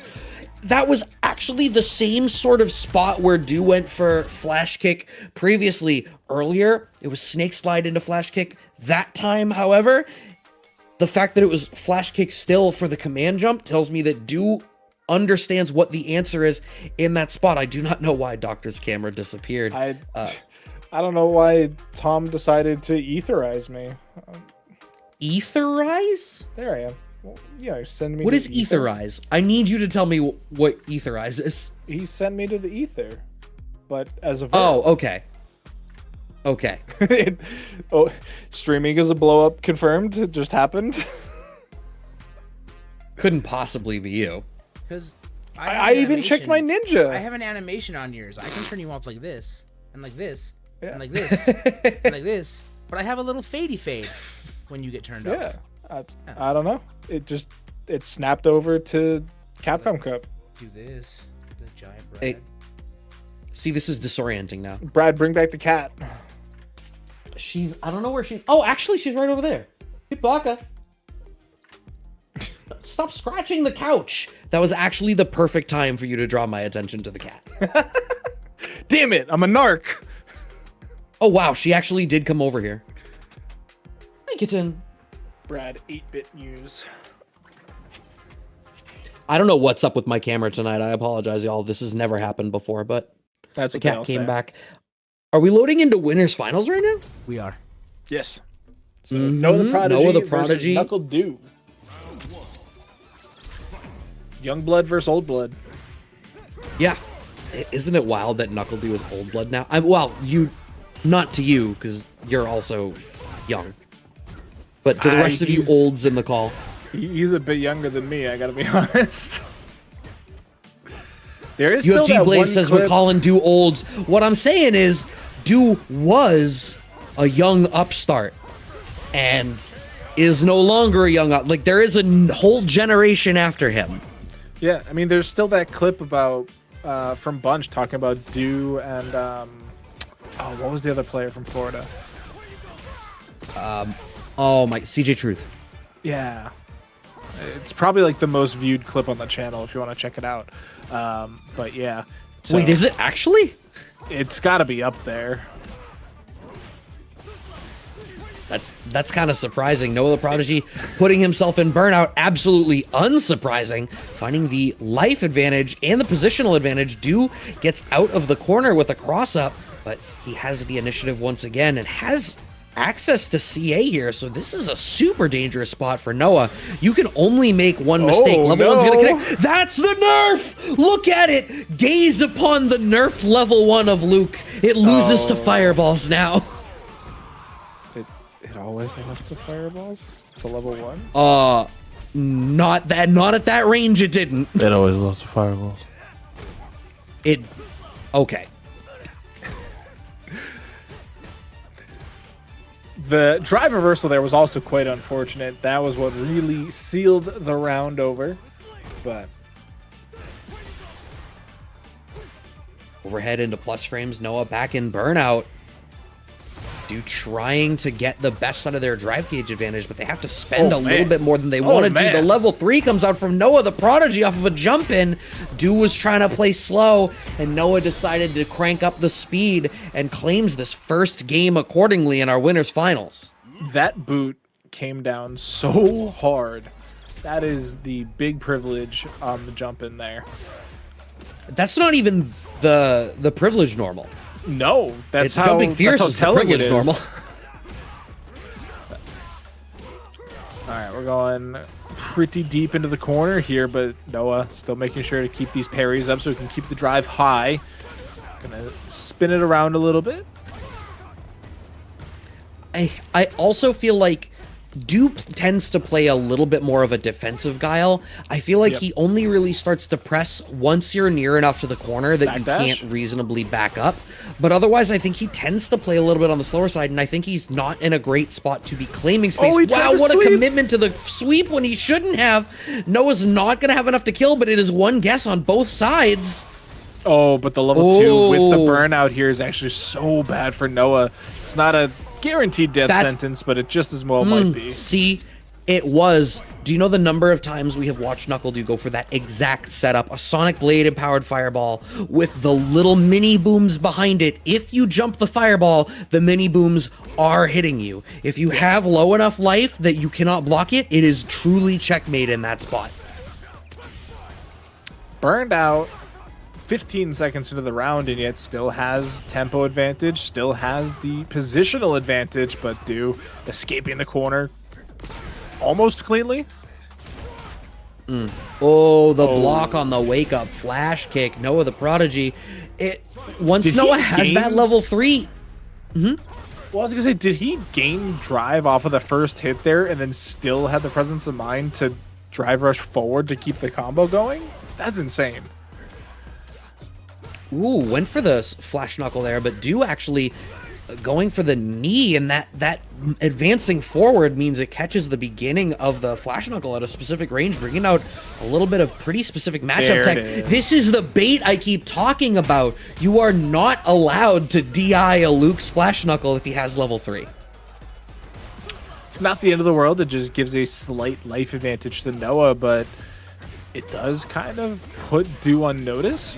And that could have been one of those, like, I'm going to force you to do it type situations, right? Like, the flash knuckle's there. You know he has level 3. You press the DI button because you know it's not going to kill you, but it does get that tool out of the way if he spends it.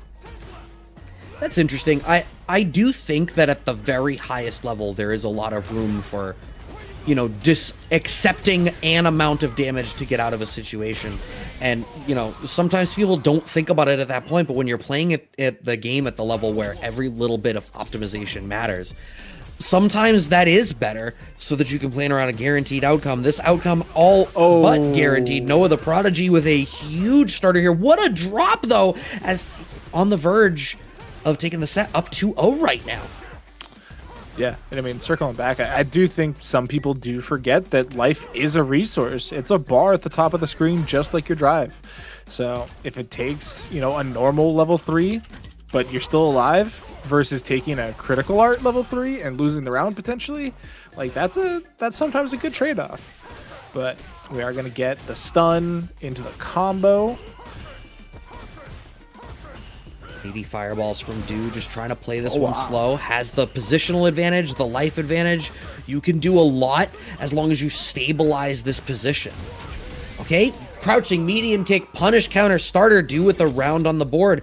And I think that's the thing. There's a specific spot where Dew is able to really choose to be the aggressor, and I think he's just not able to navigate the neutral in the mid screen enough to gain the space to keep that control. Has to be a little bit more defensive here. Noah's just not really letting up here, taking him to the corner. Dew still finding a way to bust out, though. Ooh, what a whiff punish. Dew, now the one with the level 3 locked and loaded, but Noah not far behind him. Oh my god, these perfect parry parries on the timing's boom. really good from... Oh wow, you and I were in agreement on that. Noah in burnout now, though, catches the misplaced backdash from backdash, Dew. yeah. Alrighty then, takes the round, putting himself on set point for potentially going to grand finals. I like that you and I were both stunned. We both waited for the replay on Twitch to be like, wait, that was what I actually thought I saw, right? Starter here for Dew. A whole lot rests on this round. Literally this round has to be a victory. Yeah. Really strong life lead for Dew, but almost losing that positional advantage. Low-key getting out of the corner on that interaction for Noah is kind of great. Look at the fact that Dew already has to walk back. He is so nearly cornered. And Noah just keeps pushing forward. Every time Dew takes even a split second. Oh, man. Oh, we're back. Okay. All right, we survived. Did the players survive? That's the question. Nobody knows. But Noah, in burnout here, has the positional advantage that he's been able to stick with so long. But Dew, throwing out that big arm there, going to be able to finally put a game on the board.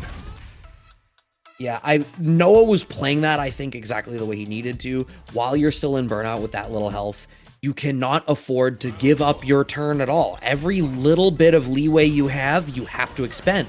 Because the second you start to block, you are dying to chip. It's such a rare situation in this game because chip is only affecting you in burnout, but it's so fascinating when players are forced to navigate it. Noah had all the intensity, just made the wrong choice in that spot. Oh, wow. Noah tried to jump out of there on wake up. Still got kicked in the mouth. Flash kick, auto-correcting. But this is the same situation. The flash kick autocorrects, but Noah gets out of the corner at the same time. It gives him all of this initiative. The advantage here for Dew is he doesn't have to make he doesn't have to worry about guessing wrong too many times. Finds the throw. Oh no, though. Oh? Instant air overhead. Oh, you got punched. I think that should be enough. It's close. Oh my god, it isn't. And Noah commits the 2 bars, miscalculates by the slimmest margin possible, and NuckleDew secures a round as a result of it. When we talk about a game of inches. What's even crazy about that, though, Brad, is if you look at the jump there, Dude stepped ever so slightly out of the corner to allow the potential cross-up to happen, and then still also had the correct side for the flash kick. It's like lots of little things going right there for Dude that could have potentially gone wrong. Like, imagine that flash kick just goes the wrong way. You're still dead. And speaking of dead, Noah may well be dead here.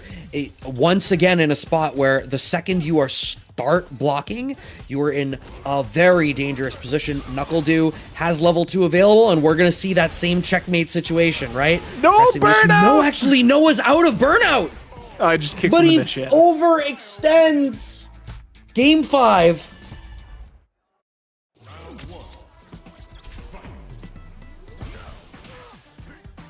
Oh, the overhead, but he's too far away.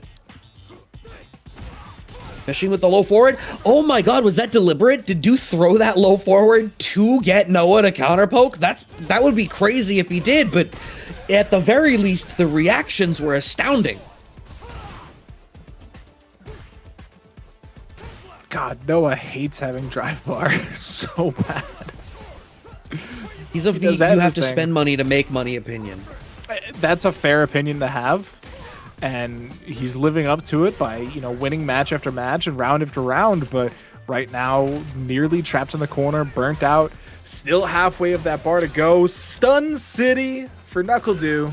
Gonna be able to not take the round just yet, I believe. Actually, you might be wrong. I might be wrong, you're right. Into level 1 somewhere? Yeah, no, that's... I think this kills. Wow. Guile's so good at squeezing every little bit out of the resources he has when he needs to. Did he start that combo with a completely full drive gauge? I can't remember, but I feel like he drive rushed like 6 times. I think it was 3. It was a lot for one $60 combo. to not use the drive bar. That's fair. I just wish he used it a little better. Back throw. Oh, I actually criticized positional advantage. Oh, but you weren't in the position to deal with the counter DI. Oh, the jump all right there for Noah. You don't need drive gauge to jump. So Noah tying it up round-wise again. Game 5 now on the board. Winner goes to grand finals. Loser goes down to the losers bracket. Noah takes advantage. Okay, and yeah, Do knows that it recognizes that's the spot where you can't DI, so instead choosing not to block by way of parrying. If you get the perfect parry, great, you get a punish.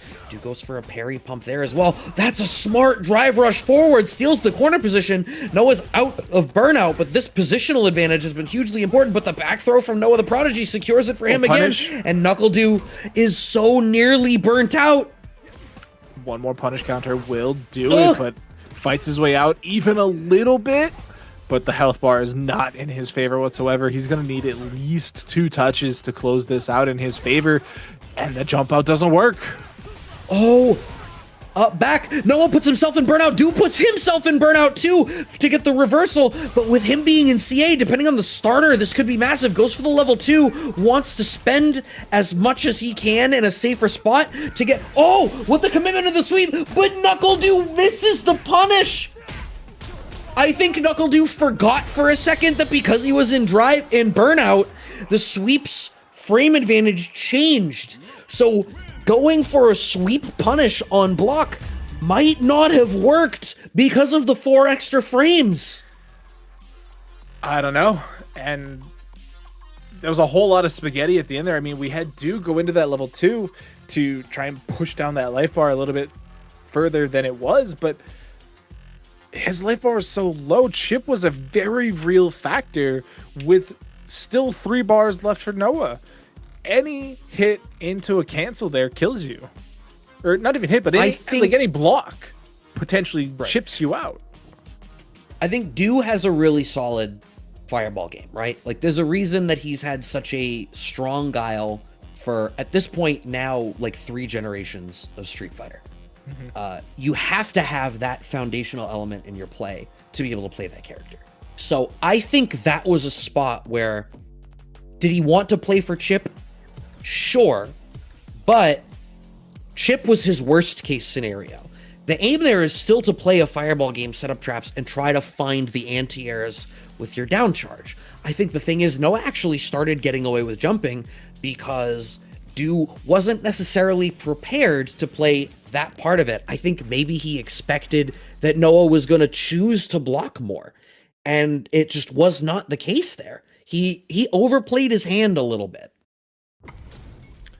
It's an unfortunate situation to find yourself in. What is not unfortunate, though, is our Matcherino has now broken $200, and I want to give a shout out to Manny Fuerte with the $19 direct contribution to break that limit for us, to get us over that 200 limit.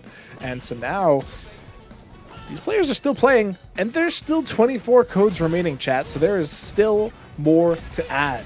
You guys can definitely put in that work, claim those codes, !Matcherino in the chat, sign in with a social media account of any variety, and you too could make work happen like Zaffarino right now.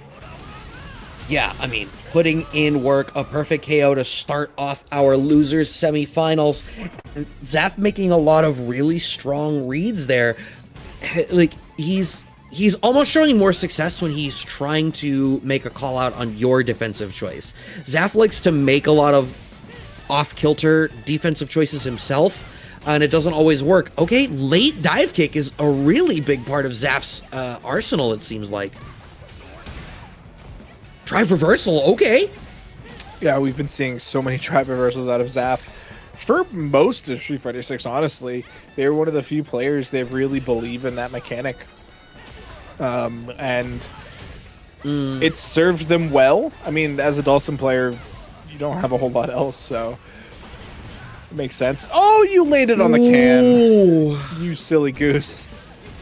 Yeah, and this is so scary now, but Zaf actually in level 4. Oh, brilliant! Level 4 immediately into using his super art too, which once you're already at max drink, every drink gives you drive gauge. He just removed his burnout and actually has this massive positional lead right now. Shine's gonna have to spend the level 3. Yeah, he's dead, but Zaf goes into round 3 with very nearly 2 bars. Fair. I mean, I'm not gonna complain about 2 bars heading into round 2, or round 3, excuse me. But I mean, Shine definitely doesn't feel bad about spending his level 3 there. I don't think it. As Kimberly, you are better positioned to spend your level 3 finishing round 2 than pretty much anybody else on the roster. Ooh, okay, that was a really early call from Shine. I wonder what that would have caught. Does the throw come out fast enough to, like, catch the extended hurt box of a limb or something? That might be a weird call out. Standing medium kick starter here for Shine, who has the corner position.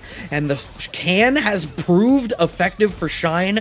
2 for 2 now. He's gotten the better of the extended situation after. Sweep comes out from Zaf, and that is only his first drink on the board for this round. Shine able to close out the first game. Yeah, just absolutely stuffing that drive rush attempt from Zaffarino, which hasn't really been happening a lot. He's been getting away with a lot of it for free, especially when the game slows down, right? When in the Marissa game earlier, when he was finally able to really slow things down and, you know, react to his opponent's movements. But Kimberly, very different from Marissa. Lots more trickery going on. Sets up the paint can, gets the throw into the bump. Yeah, this might be a spot where Zaf chose to accept the throw. As scary as that situation is, you know, you didn't take too much damage. Wow, waited exactly long enough for the sweep to connect. You're still getting caught after the teleport forward. Shine in a one-touch situation, and the meaty is enough to do it. Shine secures the first round of the second game. Zaf almost got out of the corner there, but again, I think I keep talking about overplaying your hands. So I feel like Zaf is overplaying his hand a little bit this evening. Which, that's just the story of the night, right? Like we saw it in, again, not to harken back too much, but the Marissa match, right? Zaf had a certain way he wanted to play the game. It wasn't working, and he's getting a little bit more success here, especially now that he's on the offense. Yeah, and once again, making great work out of that improved forward throw, representing that after the forward throw, you do have meaty pressure as a threat. At least if you're in the corner, the check on the run forward gets another round on the board for Zaf. Yeah, definitely not letting Shine get away with the fake stuff. Still, not letting it happen. Ooh, empty jump into crouching jab. Another one, 2 drinks on the table.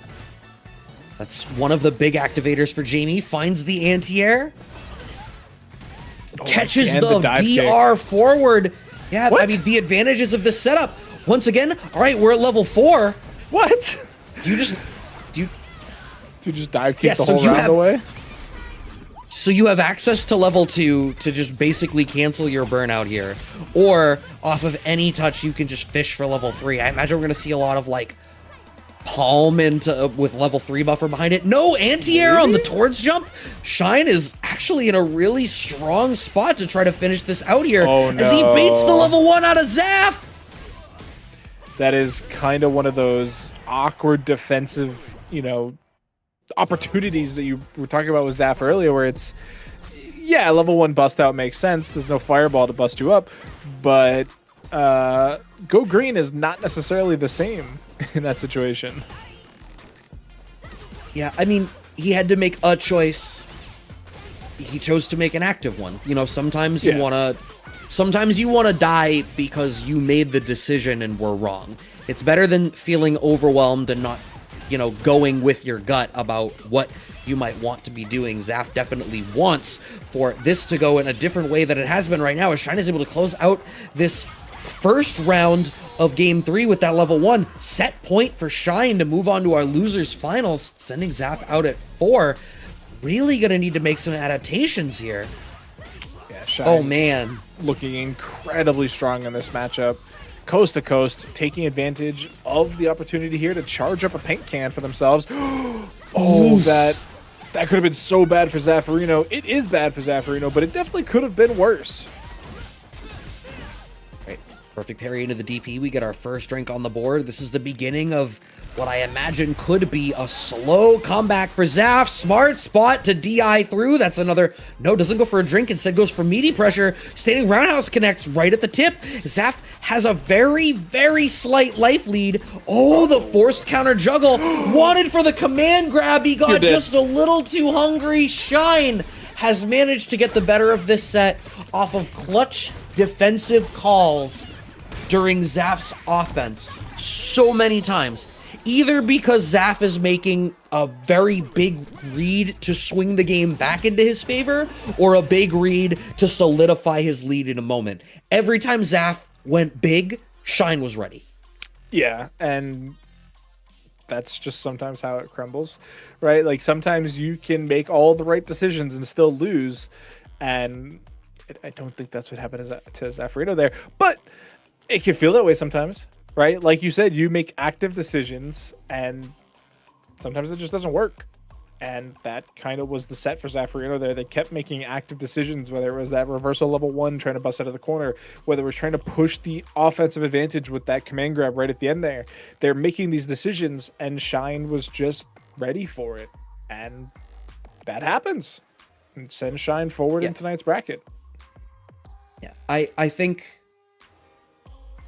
maybe this is a bigger picture topic than we necessarily want to get to between losers semis and losers finals, but I think at the highest level, I think the aspiration as a fighting game player ought to be that you know in every situation where to make a decision and what your choices are. I think sometimes people can autopilot through a lot of things, but I think a lot of what you see at the highest level is that people have really gotten into the nitty gritty of in this spot, this is what I can do. In this spot, this is what I can do.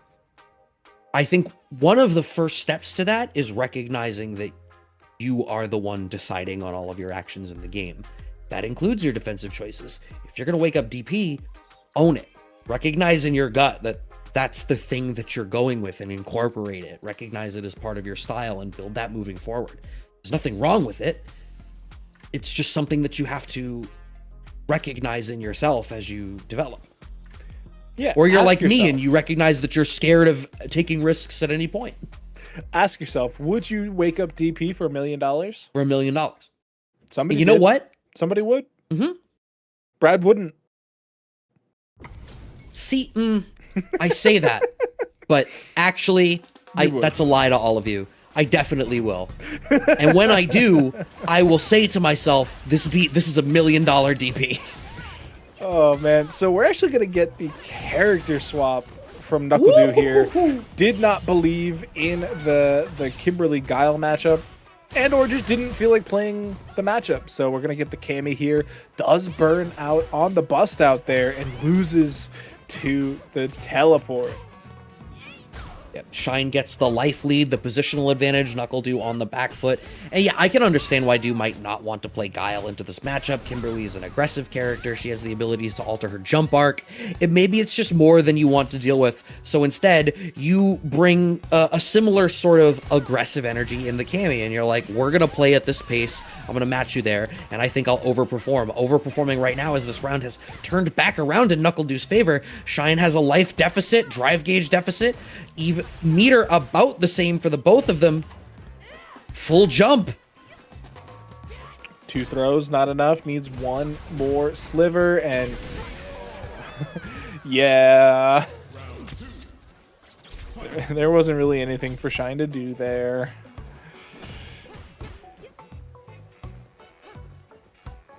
We are back into the neutral, and yeah, I mean, Cammy's ground game is so solid. You can see Shine's standing medium kick centric style, you know, really relies on being able to bait you into whiffing out these pokes. Cammy is such a great poker that it's not a great primary call for Shine, so you're having some adjustments be made. Nice perfect parry on the jump in. You're also just watching Do play a very kind of reserved Cammy, right? Like literally just sitting down back, waiting for Shine to do literally anything. Very Guile-esque, but then once suddenly they get a little bit of tempo going, they just decide, yeah, no, we're gonna do everything. Like, you thought you had tempo? Nah. I'm gonna push buttons, I'm gonna play the game, and I'm gonna take this level 3.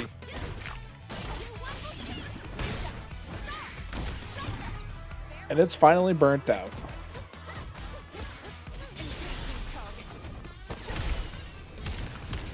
God, that's, man, what are you supposed to do? Like, it's just wake up, jab into level 3 and you're dead.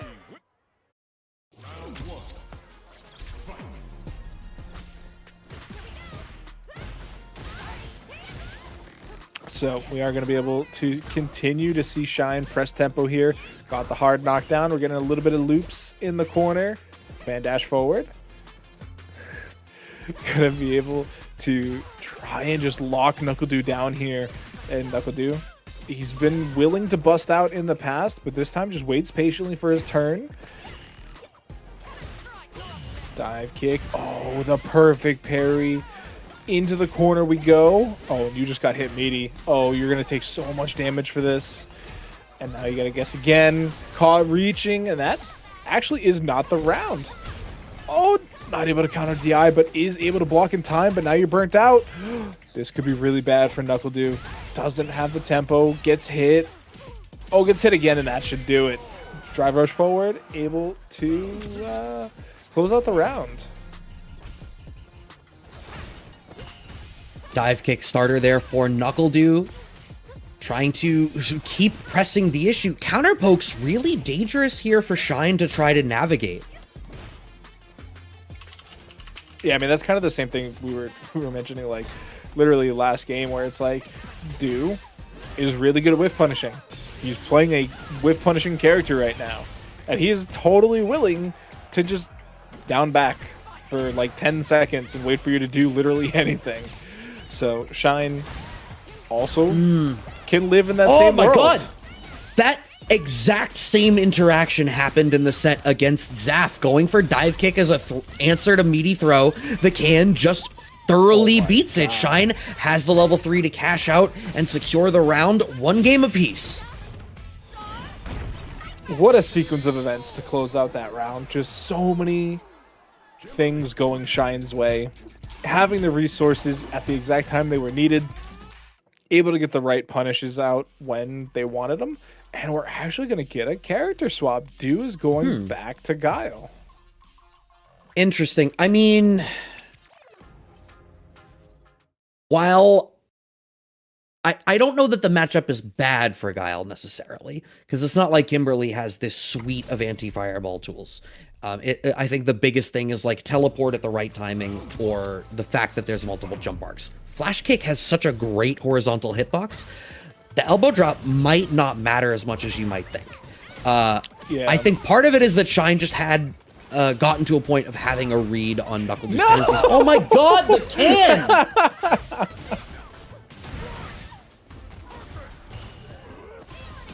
Shine's getting so much mileage out of the can tonight. I guess that's just what happens when you play Kimberly, like, regularly enough. He won with Guile during the FlyQuest tournament. That tracks. Like, I'm not that surprised. Like, winning with Guile shouldn't really be a surprise to anybody. It's well, just... I presume that they're referring to like the This same matchup. player matchup Yeah. or something, because I think Shine was playing that as well. Overhead gets parried, but NuckleDo still in a pretty solid spot. One more touch. Our jab, one more, yeah. Overhead whiffs, but no whiff punish. Shine, come on.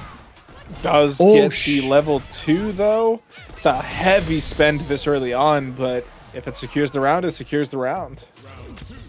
Hey, I mean, the sooner you spend it, the sooner you can make more bar. I mean, the second Do gets to level 3, he's technically speaking starts losing resources. That is true, Brad, but you only lose the resources when you're at max resources. And Shine was not quite at max yet, and now he's dead. So, how little can you spend here for your NuckleDo? Just one. Just one. Yeah, he's already Oh, demonstrated that he is so prepared to squeeze every bit of life out of those combos. I think One of the word is things that I think... optimal. Yeah, that would be the word. Has the optimal combos available. Which, you know, that's just Do playing Guile, because it was very similar in 5, where you had those very tight frame combos. It's just now he gets to do it with a drive rush as well. There. Oh, the slide underneath the fireball, but Do finds a punish counter starter right into the level 3. At that point, gonna still be on the back foot for drive gauge, but gets through about a third of his burnout. Shine with the wake up slide. What a call out right into the level 3. Gonna be able to get this buff going. Which means that is now 5 super bars gained here from Shine. Do not, again, letting go of the fake stuff. Punish counter on the jab. And the brilliance there to wait it out. No, the elbow drop for Shine, but burnout doesn't come out in time, so Shine actually isn't able to finish his plate. Punish counter from Do. Yes, drive reversal, sorry. Oh, the parry. long can. No! Oh my god! I have to watch on the playback. I hate it so much.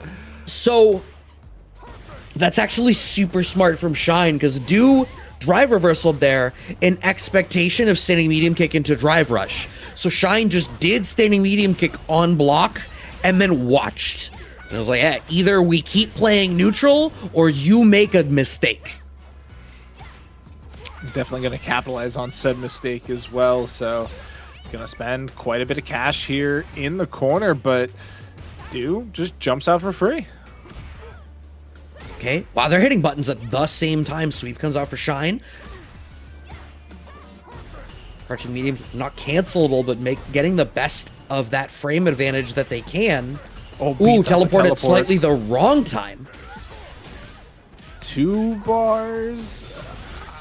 It's not enough to kill just yet, but you're in an okay position. And yeah, just a slight step back, gets the crouch button, closes out the round. Looking to tie it up game-wise here. Okay, jab starter out of it, but maybe expected to travel farther forward for the next limb to connect. Doesn't quite work. But still, Do is adopting to this style of like a punish heavy style and a like only really using low medium kick as his non-punishment poke. Oh, catches the crouching strong off of that jab string Level interaction 3. though. Right into level 3, okay. Through the burnout. Oh, this is Gonna be a lot. It's enough, apparently. Sheesh. I thought for sure he had a hair. Yeah, I definitely thought there was gonna be a little bit left, but level 3s in this game notoriously sticky with how much damage they do at the end. But we are going to see a game 5 between these two. Losers finals. Winner heads on up to refight Grands. But oh, you got thrown, dude. Oh, you're in burnout.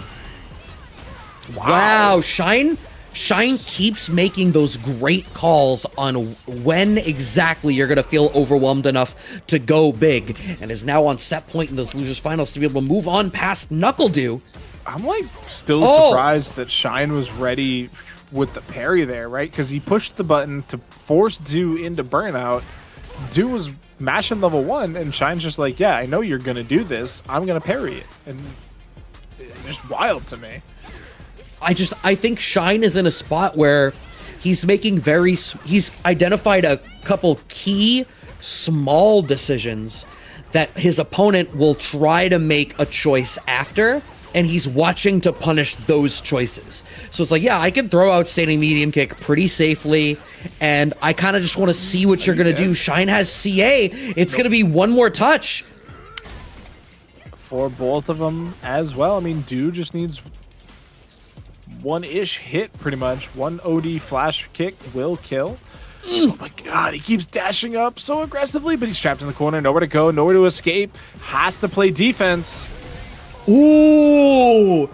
Cashes out the second Shine, has put himself in burnout. You could barely afford to block that. They may well have been actual checkmate, but Dew manages to secure those resources. Final game, final round, 3 bars apiece.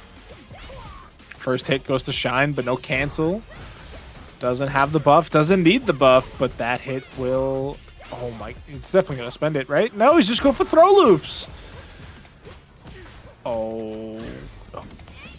Shine didn't believe in that hit, but yeah, this is checkmate. This is so bad for Dew. Literally any touch will do it. Can't put himself in burnout.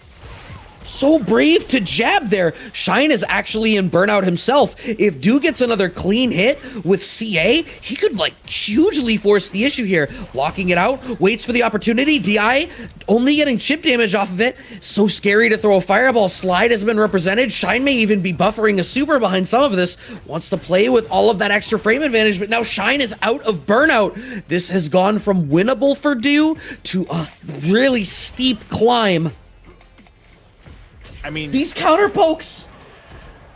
Even without doing anything there, Shine only had to wait 30 seconds, right? Like, they had such a life lead, and I don't know the last time I saw a timeout in Street Fighter 6, but it is still a mechanic, guys. You still can wait for the clock to hit 0 as long as you have more health than your opponent. But Shine didn't need to. They were finally able to get the last couple touches they needed to close out the round, and that means they are going to be heading up into grand finals. You are running out of time to use those Match Arena codes, chat. But while we do that, I do know if you are not subbed to the channel, which, hey, we would appreciate if you did, all of the happy metric stuff. I don't have to explain to you guys that everyone that's broadcasting on Twitch and trying to do this stuff needs all the support that we can get. So if you have a Prime sub or something and you're, loving watching our content, please sub. Then you won't have to sit through the ads. But for those of you who are, the Matcherino is super easy to go and claim the codes for. So if you have not done that yet, please, all of that money goes to our players.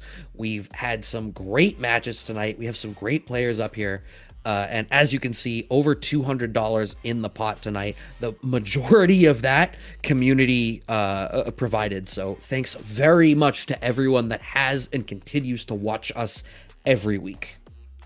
Yeah, and if you want to support us directly at the Casa as well, Brad mentioned a Twitch Prime sub or just a regular Twitch sub. There are also ways you can do it non-monetarily. If you head on over to the YouTube, you can click the like button, click the share button. Even if you just click the VODs and let them roll in the background on a muted tab, that helps us out as well. We put everything conveniently in a Street Fighter 6 playlist. There are probably days worth of videos in there by now, because we've been streaming every Thursday for Street Fighter 6, except for like Thanksgiving, I think was like one of the few days we've actually. So definitely plenty of Street Fighter 6 footage if you want to catch up on some of the metas of past. Or like I said, if you want to just help us out, click playlist, hit play, and just walk away. Just let it roll. The metas of past, like the game hasn't been out for less than a year. Just get Dew to play your playlist on the chair stream. That's actually kind of a brilliant idea. Hey, it worked when Sajam did it. Actually. So. I wanted to have something witty, but it's like, no, actually that's That's kind of dope. Also, if you're a fan of the Kickback, the interview portion that we do at the beginning, all of that is available on YouTube. And I am pretty sure season 2 now booked out. But if you want to see a particular player or personality on the Kickback, make sure you let us know, because we are always listening for who people want to see. Grand finals with Noah the Prodigy up in the winner's side versus Shine, still rocking the Kimberly. It's interesting. For a while, I felt like Shine had like low-key switched to Chun for like most of the matchups he would play. Maybe for a little bit. I mean, Chun-Li, obviously an incredibly strong character. Kimberly on the weaker side of the cast. Obviously not weak, but like if you're making a tier list, I don't think she's in the top 50%, maybe? Actually, that's fair. No, top 50% I'll grant you. Yeah, it guess it depends on who makes the tier list, but yeah, Shine making the way back to Kimberly is burnt out now, but so is Noah. It's just that Noah's got priority. Noah has priority. I also think Luke probably fights in Burnout a little bit better than Kimberly. I don't know that Kimberly is equipped with as many stagger points that become quite as scary as happened for Luke. You're not going to die to that super. All it did was cost Shine a can. There's that wake up level 1 out of Noah. My man will always make an active choice. Round on the board. Yeah, definitely spending the level 1 in a matchup where you don't have to worry about fireballs and projectiles. Yeah, it's the only thing you have to worry about is getting blocked. But if Shine's teleporting at you, he's not blocking. Very true. Fishing with these mid-range pokes once again is Shine, but not prepared for an anti-air at that range. The super late DP there coming out from Noah, just punishing Shine for trying to get out of the corner. Out of Burnout, and that did not last 3 seconds before he was back in Burnout. Like, literally no time at all. Oh, God. Noah the Prodigy is double or nothing the player. Like, he literally came out of Burnout the same time he got the hit, and then drive rushed twice and was in Burnout again. What's the, like, the I'll do it again, too, kind of meme? There's something with, like, I'll do it again. I don't remember what it looks like. I vaguely recall an old guy with messed up teeth. Anyway, Noah the Prodigy is able to close out that first game, pardon that detour, and Shine is on the back foot. Oh my god, Noah cashing out into the overhead. Level 1 is not going to be enough to kill here, but Shine basically gets one mistake. Oh, the mistake was made. The mistake was dashing into the grips of Luke as he put you in the dirt. Ooh, nice check on the forward dash. Kick, though. Can explosion. Thank you, Mika Returna enthusiast. Thank you. That is exactly what I was thinking about. That's where I saw the whiskers. That's what I was, and the weird teeth. Thank you. I know I wasn't crazy. Level 2 available for Noah, which means I'm pretty sure means you're dead. Level 2, yeah, you're Benzo. Wait, was it Goofy or was it Gooby? I don't like that I'm not sure of the distinction. Well, like I don't know what Gooby is, and I don't know if it's a meme. Oh, okay, so you don't know it. All right, never mind. I know what it means. All right, fair enough. Oh, the backdash there to get out of the potential grab. Able to buy some space here, but Noah just immediately getting what they want again. Oh, I thought they were going to get that empty jumps grab, but not quite. Yeah, Shine was ready with the jab at exactly the right point. Punish counter means that the combo off of the teleport is valid. Noah the Prodigy needs just a little bit of breathing room. Look at that buffering, but Shine commits to a DI of all things. I feel like there were so many other choices you could have made in that spot.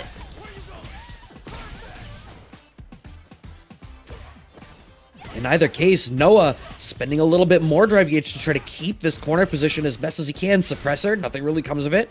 Blocks, ends up in Burnout. Oh, right into the level 3 off the Flash Knuckle at the nearest opportunity. This may be a 3-0 grands. Shine has literally one mistake to make, and that mistake could be blocking. What? That was the most aggro grand finals I think I've ever seen. Who just shoulder charges like that?